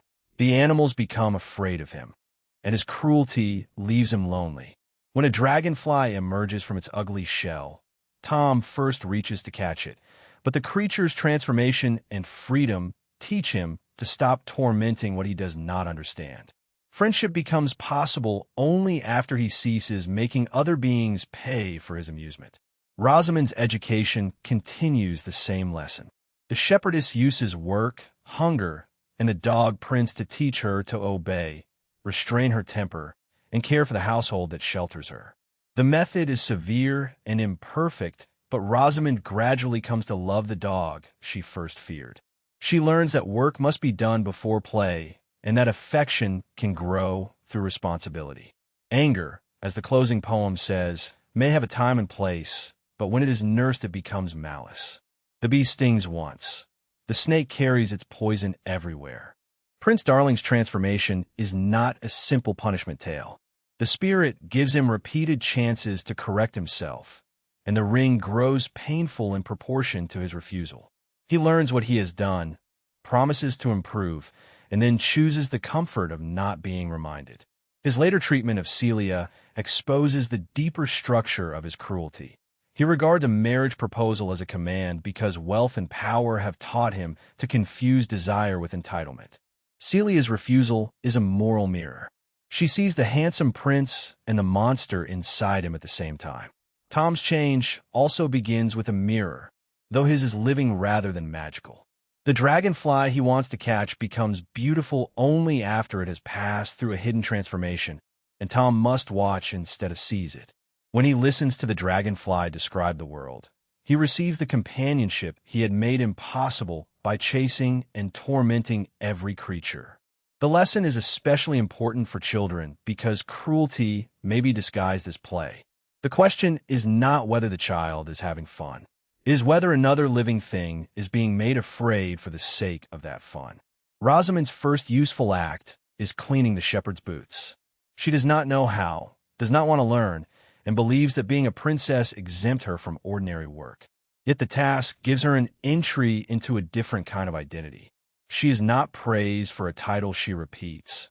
She becomes respectable by trying, obeying, and learning to restrain the temper that has made her impossible to live with. Good manners are not a claim about who we are. They are a practice by which we become worthy of the claim.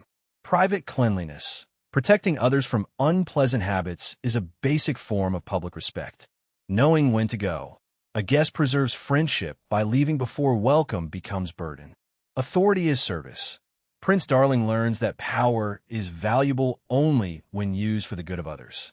Cruelty and loneliness. Tormenting weaker creatures destroys the very companionship the cruel child wants. Anger released. A brief anger may pass. Cherished anger becomes a poison carried from one encounter to the next.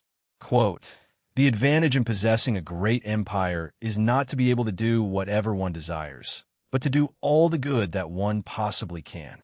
Quote, "If to further lengths it go, it does into malice grow." Good manners in school. Working hard.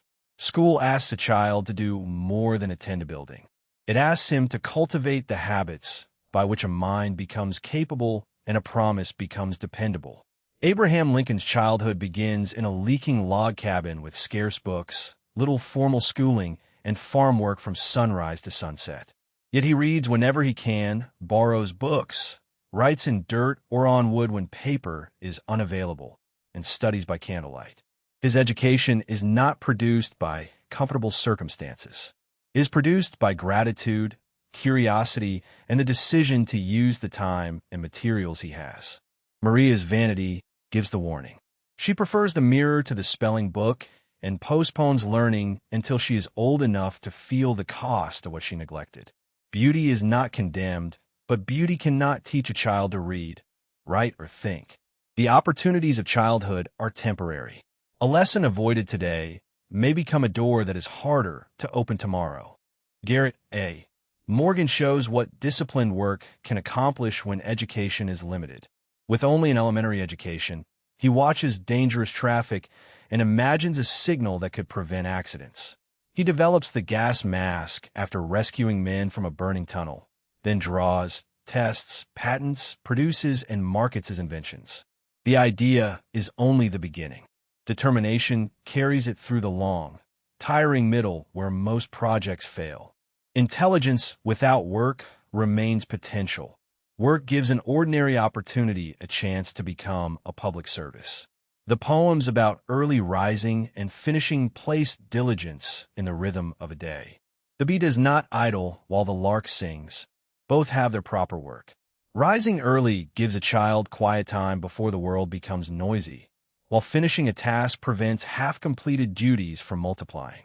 The moral is not that a child must never rest. Rest is better when it follows work rather than replacing it. Henry Adams begins by refusing school. His grandfather, John Quincy Adams, does not argue or threaten him. He simply takes the boy's hand and walks him nearly a mile in the heat until Henry is seated in the classroom. The quiet action succeeds because it contains no anger or humiliation. Henry eventually discovers that he loves learning and becomes a writer and teacher. A child may dislike an activity before he has genuinely tried it. Patient adults sometimes have to carry him across the threshold of a good that he cannot yet imagine. Lincoln's example is especially demanding because no one can mistake his circumstances for easy ones. He reads the Bible and Aesop until he knows them deeply, walks miles to borrow books, and writes with charcoal or a feather when proper paper and ink are unavailable. His education grows out of repeated choices made after the farm work is finished. Morgan's gas mask and traffic signal likewise move through a chain of labor. Noticing a danger, imagining a solution, drawing it, testing it, securing a patent, finding support, and producing something that can protect strangers. The school lesson is therefore not merely that effort earns success. It is that effort turns knowledge into responsibility. Resourceful learning. Lincoln turns scarce books, paper, and school time into an education through persistence. Ideas through labor. Morgan's inventions show that creativity must be carried through testing and completion. Time as gift. Early rising and finishing tasks prevent the present from being surrendered to delay. Patient perseverance. Henry Adams learns that a first refusal need not become a permanent judgment. Quote, "Being ignorant is not so much a shame as being unwilling to learn." Quote, "If a task is once begun, never leave it till it's done." Classroom courtesy. School is a community of learners, and courtesy protects the conditions in which learning can happen. Nat Blake arrives at Plumfield shy, wet, poor, and unsure whether he will be allowed to stay. The boys greet him. Daisy takes his hand. The bears provide dry clothes and medicine, and the household makes a place for him before asking him to prove anything. Their rules are few because they are sensible and humane. A new student becomes less afraid when classmates introduce themselves, offer help, and treat welcome as a duty rather than a favor. And of Green Gables shows how quickly a classroom can be damaged by gossip and teasing, and cannot resist commenting on her teacher's behavior. And Marilla tells her that school is for learning, not criticizing or telling tales. Later, Gilbert pulls in the braid and calls her carrots. His joke touches the wound she has carried for years, and answers with a slate across his head. Gilbert admits that he provoked her, yet and still has to learn that being insulted does not give her permission to disrupt the entire class. The proper response is to wait until the lesson is over and speak to the teacher, not to make anger the center of the room. Miss Nelson is missing turns classroom disorder into a comic experiment. The children throw spitballs, fly paper planes, refuse lessons, and make story hour miserable. When Miss Nelson disappears, The severe Miss Viola's swamp takes over and replaces warmth with homework, silence, and fear. The children discover that they miss their teacher because her kindness had been mistaken for permission to misbehave. When Miss Nelson returns, the class behaves because it has learned the difference between a pleasant teacher and a teacher who can be treated without respect. Tom Sawyer wants the appearance of scholarship without the work. He trades marbles and a jackknife for Sunday school tickets, accumulates the 100 required for a Bible, and expects admiration from Becky and Judge Thatcher. His scheme collapses when the judge asks him to name the first 2 disciples, and Tom answers, David and Goliath. The embarrassment is deserved, but it is also charitable. The child learns that cheating cannot produce knowledge, and that the truth will eventually be asked for in public. Pippi Longstocking is the most sympathetic classroom disaster. She is not lazy in the ordinary sense. She has never learned the habits of sitting, answering, waiting, or following common lesson. She interrupts arithmetic with questions, turns letters into stories, fills the floor with a horse drawing, and refuses to stand for a song. Her teacher recognizes that Pippi does not understand how school works, but Pippi must still accept responsibility for the disruption. Good intentions and an unusual background explain behavior. They do not make the behavior harmless to everyone else. The chapter closes by placing these manners inside a larger moral purpose. Education is a gift and a right, but it also involves duties. A child owes classmates quiet enough to learn, teachers attention enough to teach, and the school the honest effort needed to make use of its opportunity. Literacy is not merely a school skill. It protects human dignity and opens the doors through which a person can participate in society. Plumfield's welcome is practical at every level. Ned is not left standing at the door to announce himself. He is given a chair, dry socks, medicine for his cough, a place at the table, and an introduction that keeps the other boys from treating him as a curiosity. The boys are not perfectly orderly, but their disorder takes place inside a household whose rules make room for one another. Courtesy is not the elimination of energy. It is the shaping of energy so that a newcomer can join it rather than be overwhelmed by it. Anne's anger also has a social history. Gilbert's teasing is not an isolated word. It touches the old wound of her red hair, and the class's delight in the scene multiplies the humiliation. Yet her slate strike makes every other student stop learning, and the teacher must now manage a spectacle instead of a lesson. The proper response protects more than Anne's dignity.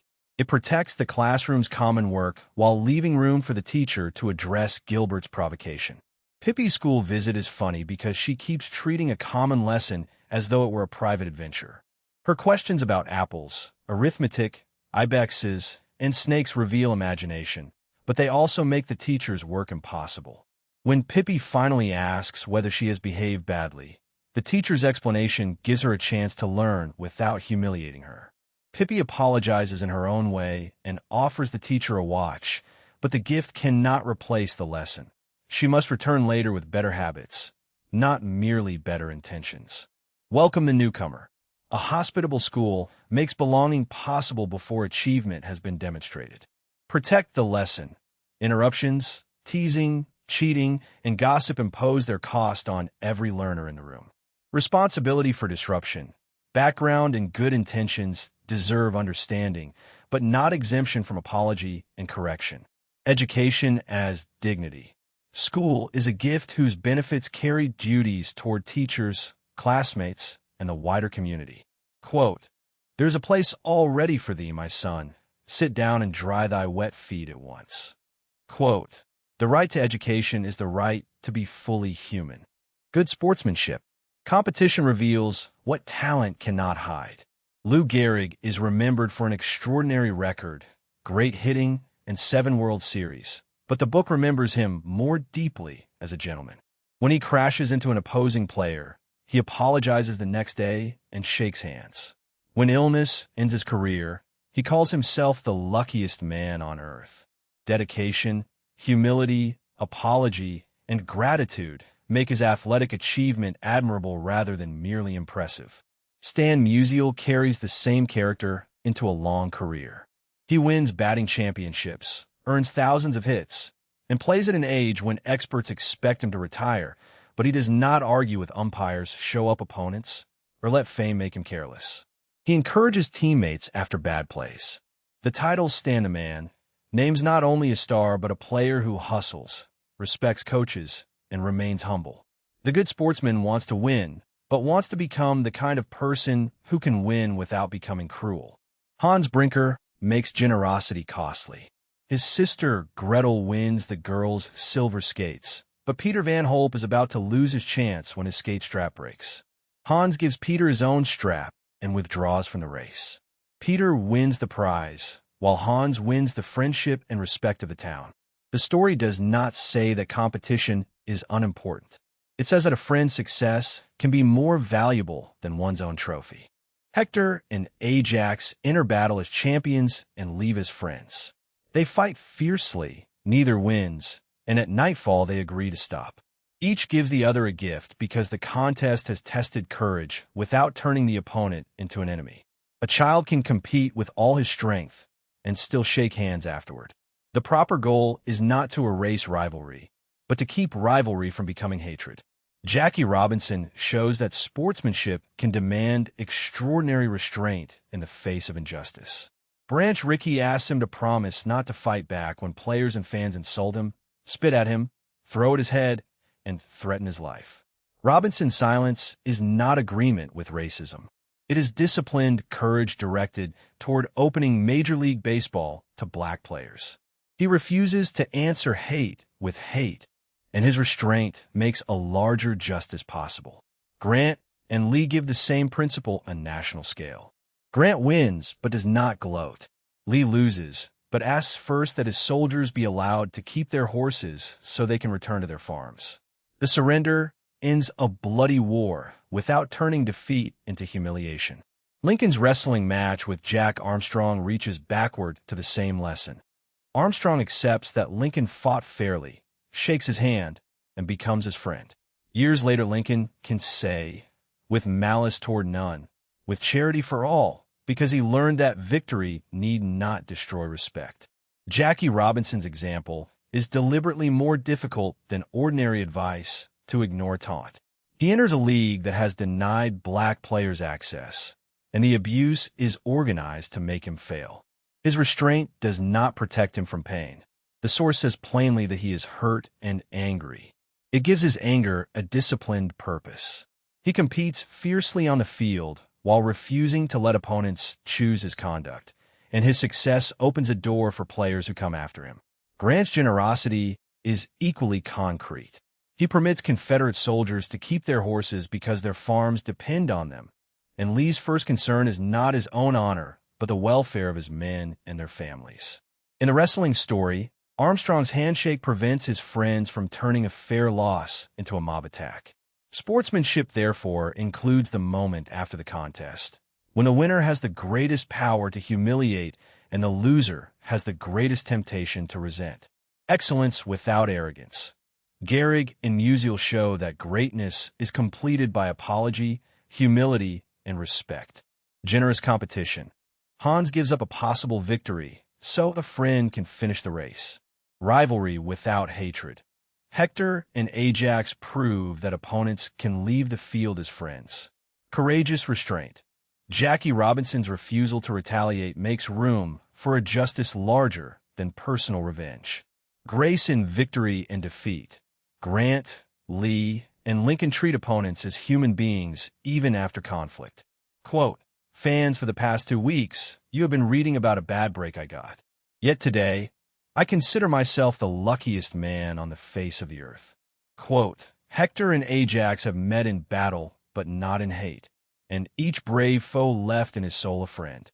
Writing letters and invitations. Letters. A letter is a form of presence. It carries news, affection, gratitude, apology, encouragement, and sympathy across distance, and it gives the receiver something that can be read again. Taffy discovers the need for writing when her father's fishing spear breaks far from home. She draws a message on birch bark for a stranger who does not understand her language. But the picture is so ambiguous that her mother thinks the stranger has attacked Tegumai. The whole tribe rushes to punish an innocent man before Taffy explains. Writing is invented out of necessity, but the story also teaches why clear communication matters. A message that seems obvious to its maker may mean something entirely different to its reader. The chapter turns the comic mistake into practical instruction.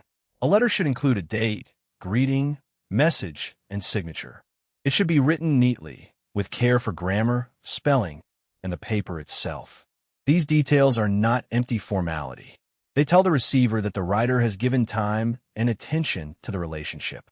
A child who cannot yet write can send pictures, but the pictures are already moving toward the day when thought can be expressed more precisely.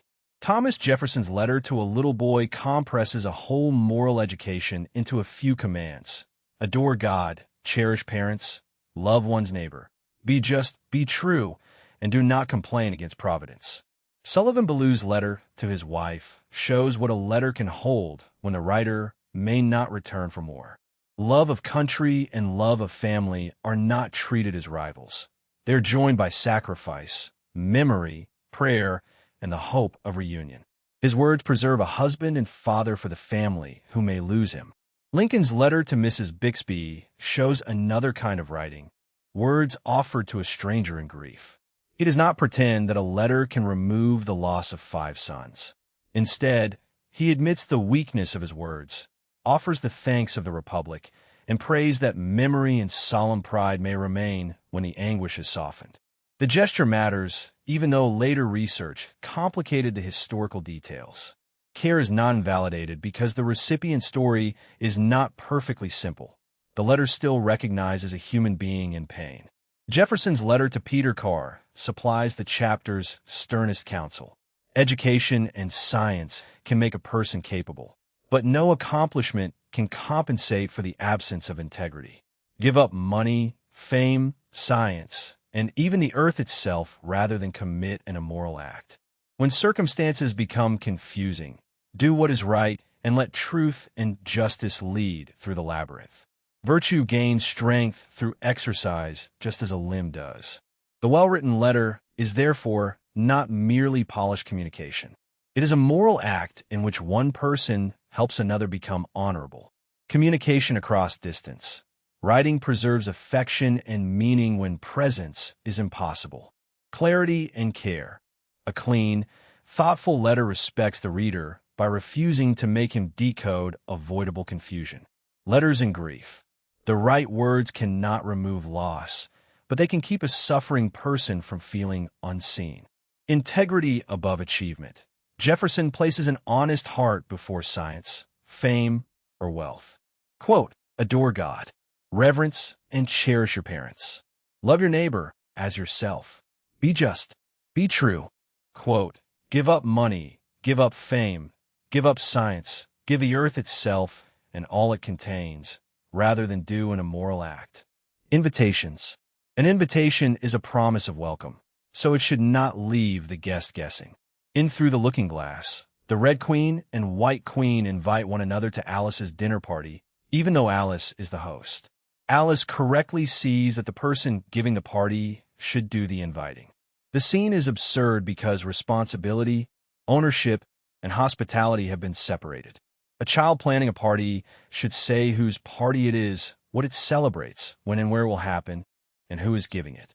The letter's RSVP asks the guest to reply. A prompt response is a courtesy to the host, who needs to know how much food, seating, and preparation will be required. The guest should also say thank you, attend as promised, and explain promptly if circumstances prevent attendance. An invitation is not merely decorative paper. It is a small agreement between host and guest. Christopher Robin's Party for Pooh shows how easily unclear information can create hurt feelings. Al tells everyone that there will be a party, but Eeyore assumes it is for him, while Pooh wonders whether anyone remembers what he did to save Piglet. The actual party honors Pooh, and Christopher Robin gives him a pencil case marked for Bear, Helping Bear, and Brave Bear. Eeyore's comic disappointment reveals why a clear invitation matters. Ambiguity makes a lonely person feel accidentally included or mistakenly overlooked. The book adds a social rule for children. Invitations should be mailed or placed in the recipient's mailbox rather than handed out at school, when only some classmates are invited. Public exclusion turns a private celebration into a public wound. Good manners do not require inviting everyone to every event, but they do require discretion about who is made to watch the invitation pass to someone else. Pooh's anxious song shows that even an honored guest may need clear reassurance. He worries that the others have forgotten the rescue and that the party may belong to someone else. Eeyore, who expects to receive only scraps, misreads the same announcement as a rare sign that he is the center of attention.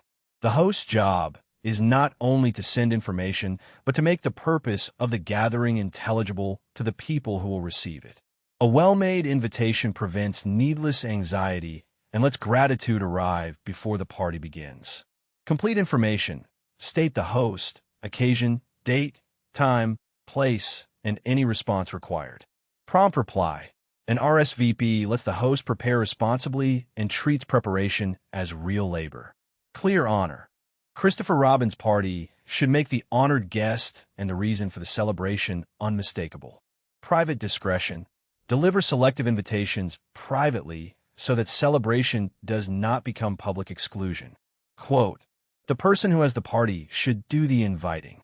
Quote, all of them. Tell all of them. Church, weddings, and funerals. Church. Church is not merely another place a child visits. It is a house of prayer where people gather to worship God, confess their sins, give thanks, hear scripture, and lift their hearts toward the one who gives life. The poems ask a child to set ordinary distractions aside, kneel or stand reverently, pray from the heart, and trust God as a physician who knows the soul's wounds. The practical instructions serve this inward purpose. Sit quietly, do not wander, whisper, play, or let the eyes and tongue roam after every distraction. Join the singing when possible. If the words are unfamiliar, hum with a sincere heart. Reverence is not a demand for perfect stillness from a child who is still learning. It is the bodily form of attention, the way a person says that this place and this act matter. Not to walk in church, contrast the house of prayer with a fair or playhouse.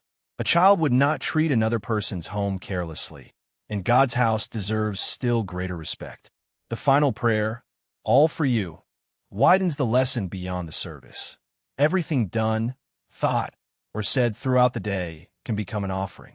Church manners train the child to carry gratitude and self-command back into ordinary life. House of prayer. Church manners begin with knowing why the community has assembled. Reverent attention, quiet bodies, and focused minds make room for worship rather than turning the service into a private playground. Prayer beyond the building. The discipline learned in church is meant to shape the whole day. Quote, when visiting church, you're there to pray. Quote, all for you, dear God. Everything I do or think or say the whole day long. Weddings. A wedding is a sacred promise and a public beginning, not merely a party with flowers. The couple has prepared to make a lifelong union, and the guest's first duty is to honor that seriousness. Dress appropriately, listen to the vows, and let the day belong to the bride and groom. The legend of Lohengrin gives the wedding march its story. A rescued boy becomes a noble knight and comes to Elsa in a boat drawn by swans. Wagner's opera preserves the tale in the familiar, here comes the bride. Lorna Doone shows the violence that jealousy can bring to a wedding. John and Lorna have survived the Doones' cruelty and finally stand at the altar when Carver's gunshot interrupts the ceremony. The melodrama makes a practical point. Relatives who disapprove, guests who resent an invitation, arguments over money, or people who want to control the ceremony can wound the couple's day. Good manners require the guest to suppress jealousy and do what is possible to make the wedding beautiful for the people whose marriage is being celebrated. Sacred attention. Dress and conduct should acknowledge the seriousness of the vows. The couple's day. Guests should not turn a wedding into a stage for their own grievances or importance. Guarding joy. Hospitality includes protecting the bride and groom from jealousy, quarrels, and needless criticism. Quote, when a wedding march is played, everyone stands and quietly watches the beautiful bride walk to the altar. Quote, "At weddings, it is always best to remember that this is the bride and groom's day." Funerals. A funeral asks for a different kind of manners from a wedding. The guest does not come to be entertained, but to stand near people who have lost someone they love. The first words can be simple: "I am sorry for your loss." One may also offer help or promise prayer. The point is not to explain death or hurry grief away. It is to acknowledge that the loss is real and that the grieving family is not alone. Dickens's death of Little Nell gives grief a face. The old man holds her hand as though warmth and love might call her back, while the people around him cannot rescue either the child or the grandfather from death. Yet the child's life remains visible in the flowers, gardens, rooms, and memories she leaves behind. The funeral gathers the old, young, sick, strong, blind, lame, and healthy around one grave. Death makes the community see its shared vulnerability. Anne's grief over Matthew shows that mourning does not follow one schedule. At first she cannot cry. Later the tears come, and she asks Marilla to let her weep.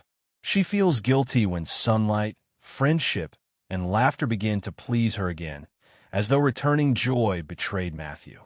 Mrs. Allen teaches her that healing is not disloyalty. Matthew loved her laughter and would not want the beautiful world to become forbidden because he had died, and plants a rose at his grave, allowing memory and renewed life to grow together. The practical guidance gives children a way to enter an unfamiliar ceremony. Christian funerals may include a viewing, prayers, scripture, a church service, a hearse, and burial. Jewish funerals take place soon after death without a viewing, and the family may sit Shiva for 7 days while friends bring kosher food, but not gifts. Customs differ, but the moral center is the same. Be quiet, attentive, prayerful, and willing to follow the guidance of parents and the grieving family. Simple sympathy. Acknowledgement is more helpful than explanations that try to solve another person's grief. Different mourning.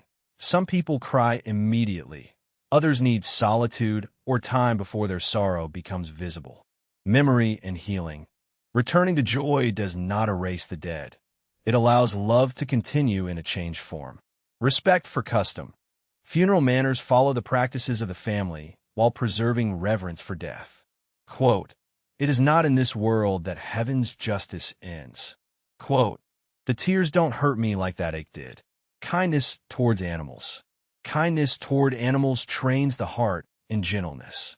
Christina Rossetti names the ladybird, butterfly, moth, cricket, grasshopper, gnat, beetle, and worm, asking the child to recognize life even where the creature seems small or unimportant.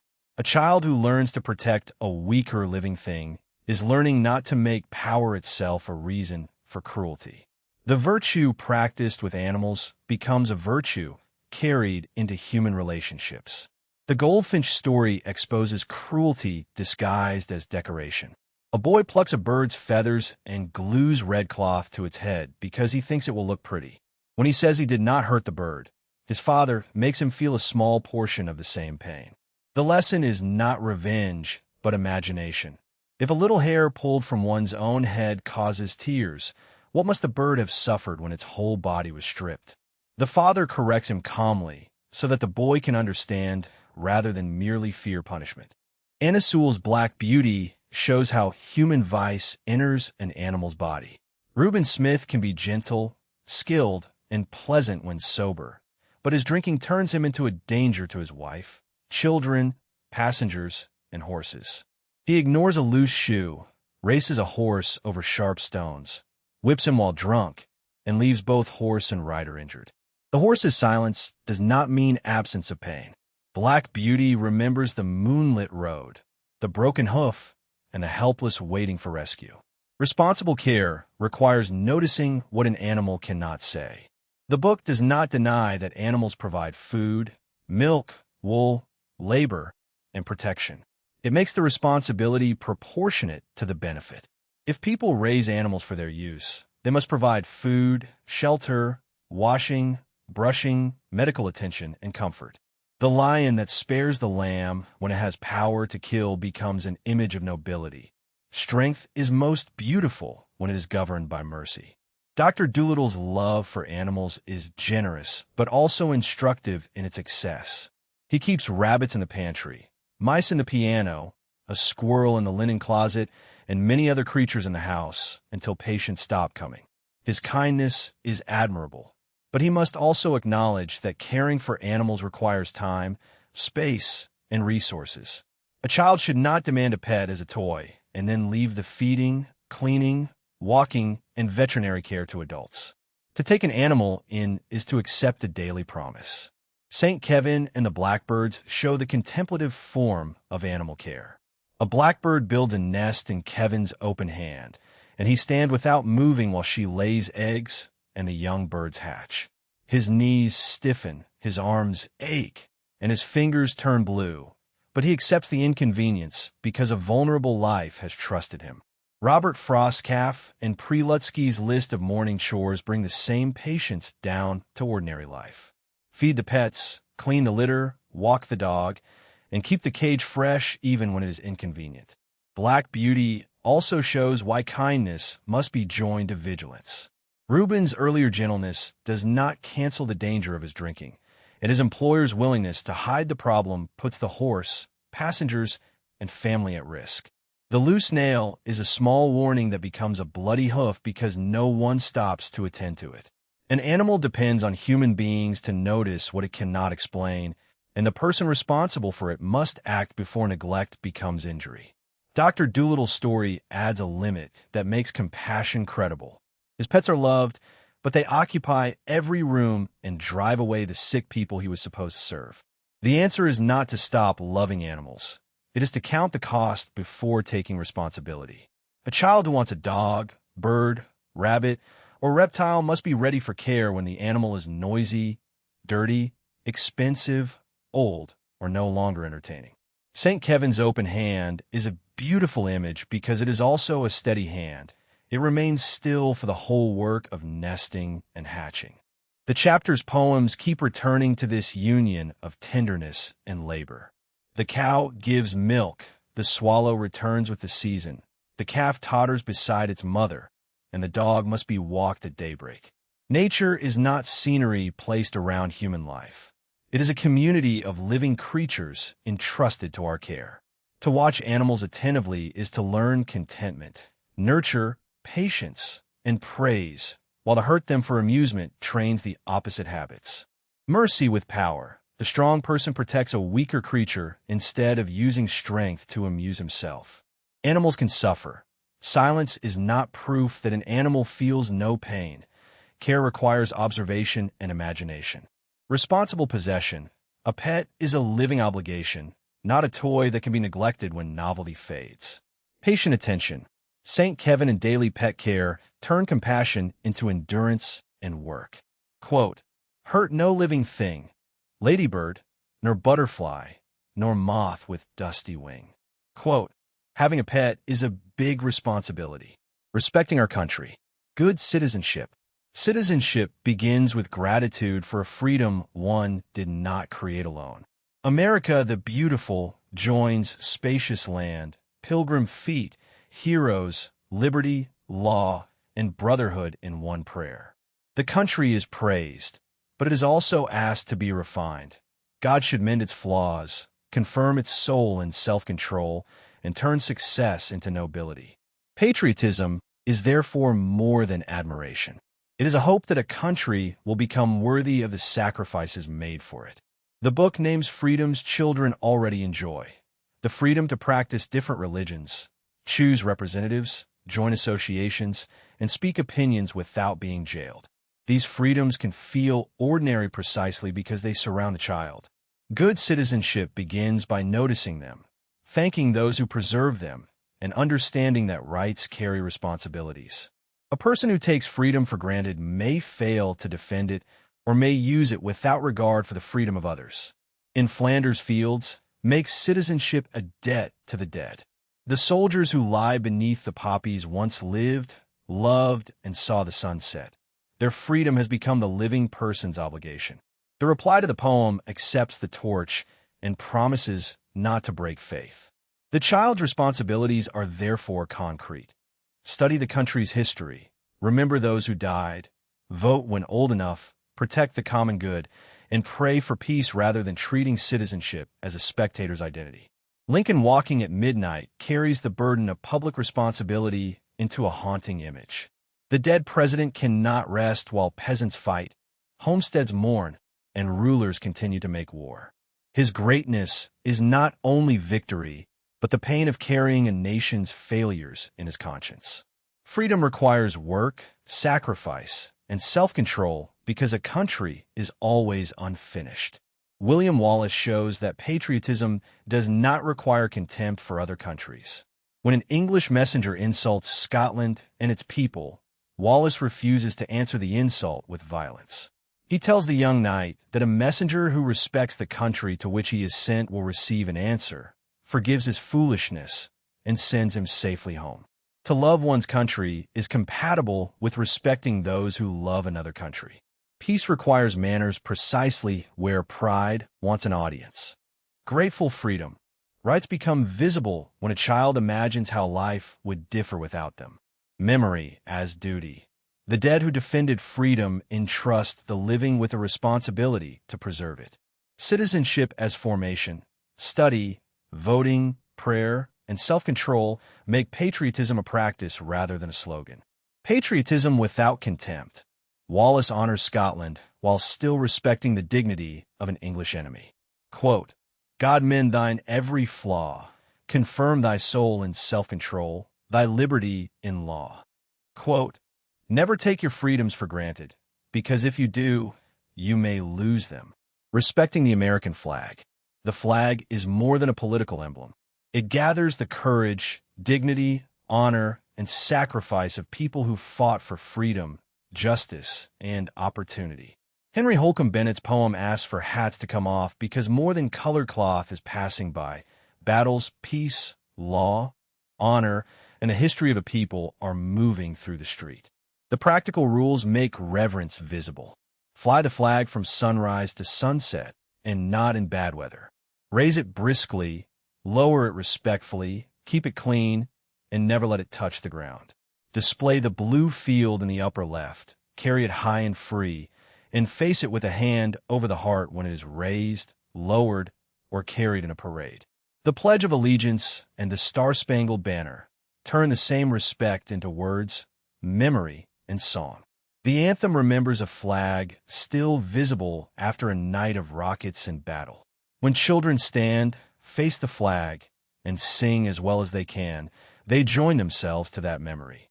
Respect does not require pretending the country has no flaws. The earlier hymn already asks God to mend every flaw. It requires gratitude, honest memory, and a willingness to preserve the liberty and justice the flag promises. Symbol and sacrifice. The flag gathers the lives and ideals carried through the nation's history. Visible reverence. Careful display and handling make respect a public habit rather than a private feeling.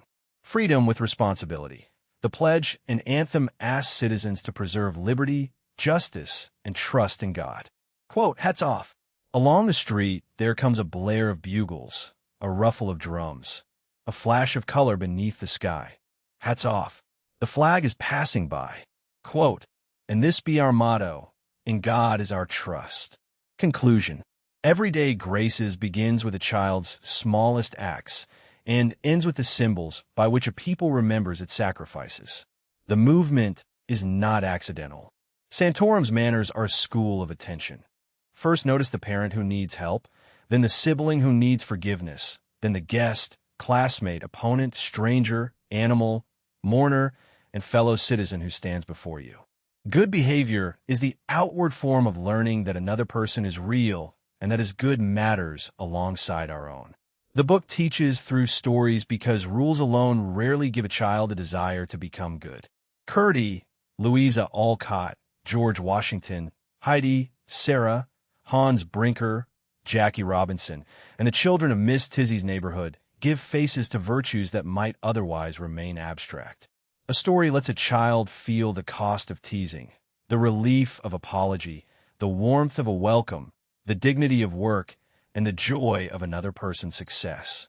The lesson is remembered because it has been lived in imagination before it is called for in life. The method is not without tension. Some selections make obedience sound more absolute than every family circumstance permits. Some historical treatments are simplified for children, and the book's patriotism assumes a particular Christian and American vocabulary. Yet its governing insight remains strong. Manners are not elite decoration, nor a collection of forks and formal phrases. They are small sacrifices by which a person learns self-command, gratitude, courage, generosity, and restraint. The child who says please, returns a borrowed toy, writes a note, washes a dish, helps an elderly neighbor, or shakes an opponent's hand, is practicing a public virtue in miniature. The final pressure of the book is therefore a question each reader can answer only through conduct. What good can I do for the person in front of me? The answer may be as small as a clean table, a quiet visit, a hand over the heart, or a word of forgiveness. But the smallness is the point. Character is made in the ordinary places where no one is keeping score, and a civilized life is built from those ordinary graces. Key persons discussed. Karen Santorum, editor and commentator who frames manners as the outward expression of inner virtue and selects literature as the book's primary teaching instrument. Joe Paterno, forward writer who links manners with discipline, selflessness, respect, and the character formed through sport. George Washington, child whose truthful admission after cutting the cherry tree becomes the book's emblem of integrity. Louisa May Alcott, writer whose labor and literary success are measured by the care they make possible for her family.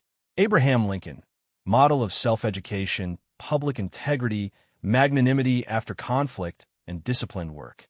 Jackie Robinson, athlete whose restraint under racist abuse becomes an example of courage directed toward a larger justice. Helen Brooke Tausig, physician whose dyslexia and hearing loss do not prevent a life of medical service and invention.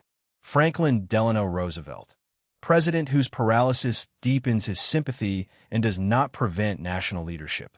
Squanto, teacher and intermediary whose hospitality helps the Pilgrims survive and form a peace with neighboring peoples. Margaret Horry, New Orleans benefactor whose practical generosity feeds orphans, soldiers, and a city across religious and racial divisions. St. Kevin, Irish holy man whose patient stillness protects a blackbird's nest until the young birds can fly. Eli, the woodcarver and you are special, whose makers love freeze Punchinello from the stars and dots a sign by the crowd. Miss Tizzy, community friend whose children repay her weekly gifts when illness confines her to bed. Key works discussed. The Princess and the Goblin by George MacDonald. Curdy's loyalty to his parents makes obedience a matter of character under pressure. Robinson Crusoe by Daniel Defoe. Crusoe's rejection of his father's counsel shows the cost of confusing impulse with freedom. And of Green Gables by Lucy Maud Montgomery. And temper, apologies, tea visits, schooling, clothing, and grief make manners psychologically vivid. The Lion, the Witch, and the Wardrobe by C.S. Lewis. Edmund's enchanted appetite contrasts with the beaver's generous table. The Secret Garden by Frances Hodgson Burnett. Mary, Colin, and Dickens show friendship as encouragement, work, and healing. The Little Princess by Frances Hodgson Burnett. Sarah's kindness to Becky makes social equality a lived act of imagination. Little Women by Louisa May Alcott. Joe's success becomes family joy rather than a cause of envy. The Adventures of Pinocchio by Carlo Collodi. Pinocchio grows from a demanding child into a son who works and cares for Geppetto. The King of the Golden River by John Ruskin. Gluck's Mercy proves that wealth is made holy by generosity. Black Beauty by Anna Sewell. The Horse's Suffering reveals the moral cost of human negligence and intoxication. The Prince and the Pauper by Mark Twain. Edward's Welcome of Tom makes courtesy independent of rank. The Education of Henry Adams by Henry Adams. A reluctant child learns that patient guidance can uncover a love of learning. Index of Key Concepts. Everyday Graces. The book's name for the small acts through which inner virtue becomes visible. A greeting, a clean room, a patient answer, a shared meal, or a word of thanks. Story as moral practice. Stories let children rehearse choices in imagination before real life asks them to obey, apologize, share, or forgive. The Golden Rule. Treat others as one would want to be treated. The book applies it to siblings, guests, strangers, opponents, animals, and citizens. Contentment. Gratitude for one's given life and place, opposed to envy of the city mouse, the wax candle, or the green-nosed crowd. Self-command. The ability to govern appetite, tongue, temper, vanity, and fear rather than letting the strongest immediate impulse rule. Hospitality. The two-sided practice of welcoming guests generously and entering another person's home with restraint and gratitude. Unselfishness. Attention that moves from one's own gratification toward another person's welfare, especially within family life. Consideration. Adapting one's speech, movement, volume, help, and timing to the needs of another person. Integrity. Truthfulness that accepts consequences and refuses to trade an honest heart for money, fame, convenience, or power. Sportsmanship. Competitive excellence joined to humility, fair play, apology, encouragement, and respect for opponents after victory or defeat. Grace. The power to see what can be healed and praised, making beauty and generosity possible without denying the ugly thing that needs repair. Citizenship. Gratitude for inherited freedom expressed through memory, study, self-control, voting, service, and respect for other countries and peoples. Responsible care. The promise involved in tending children, the sick, the elderly, animals, a household, a classroom, or a country. Reading comprehension questions. What does Santorum mean when she says that manners are an outward expression of inner virtue rather than a collection of isolated rules? How does the Pansy story define contentment? And how is that contentment different from passively accepting every circumstance? Why does the book place please, thank you, excuse me, and you're welcome at the center of ordinary conversation?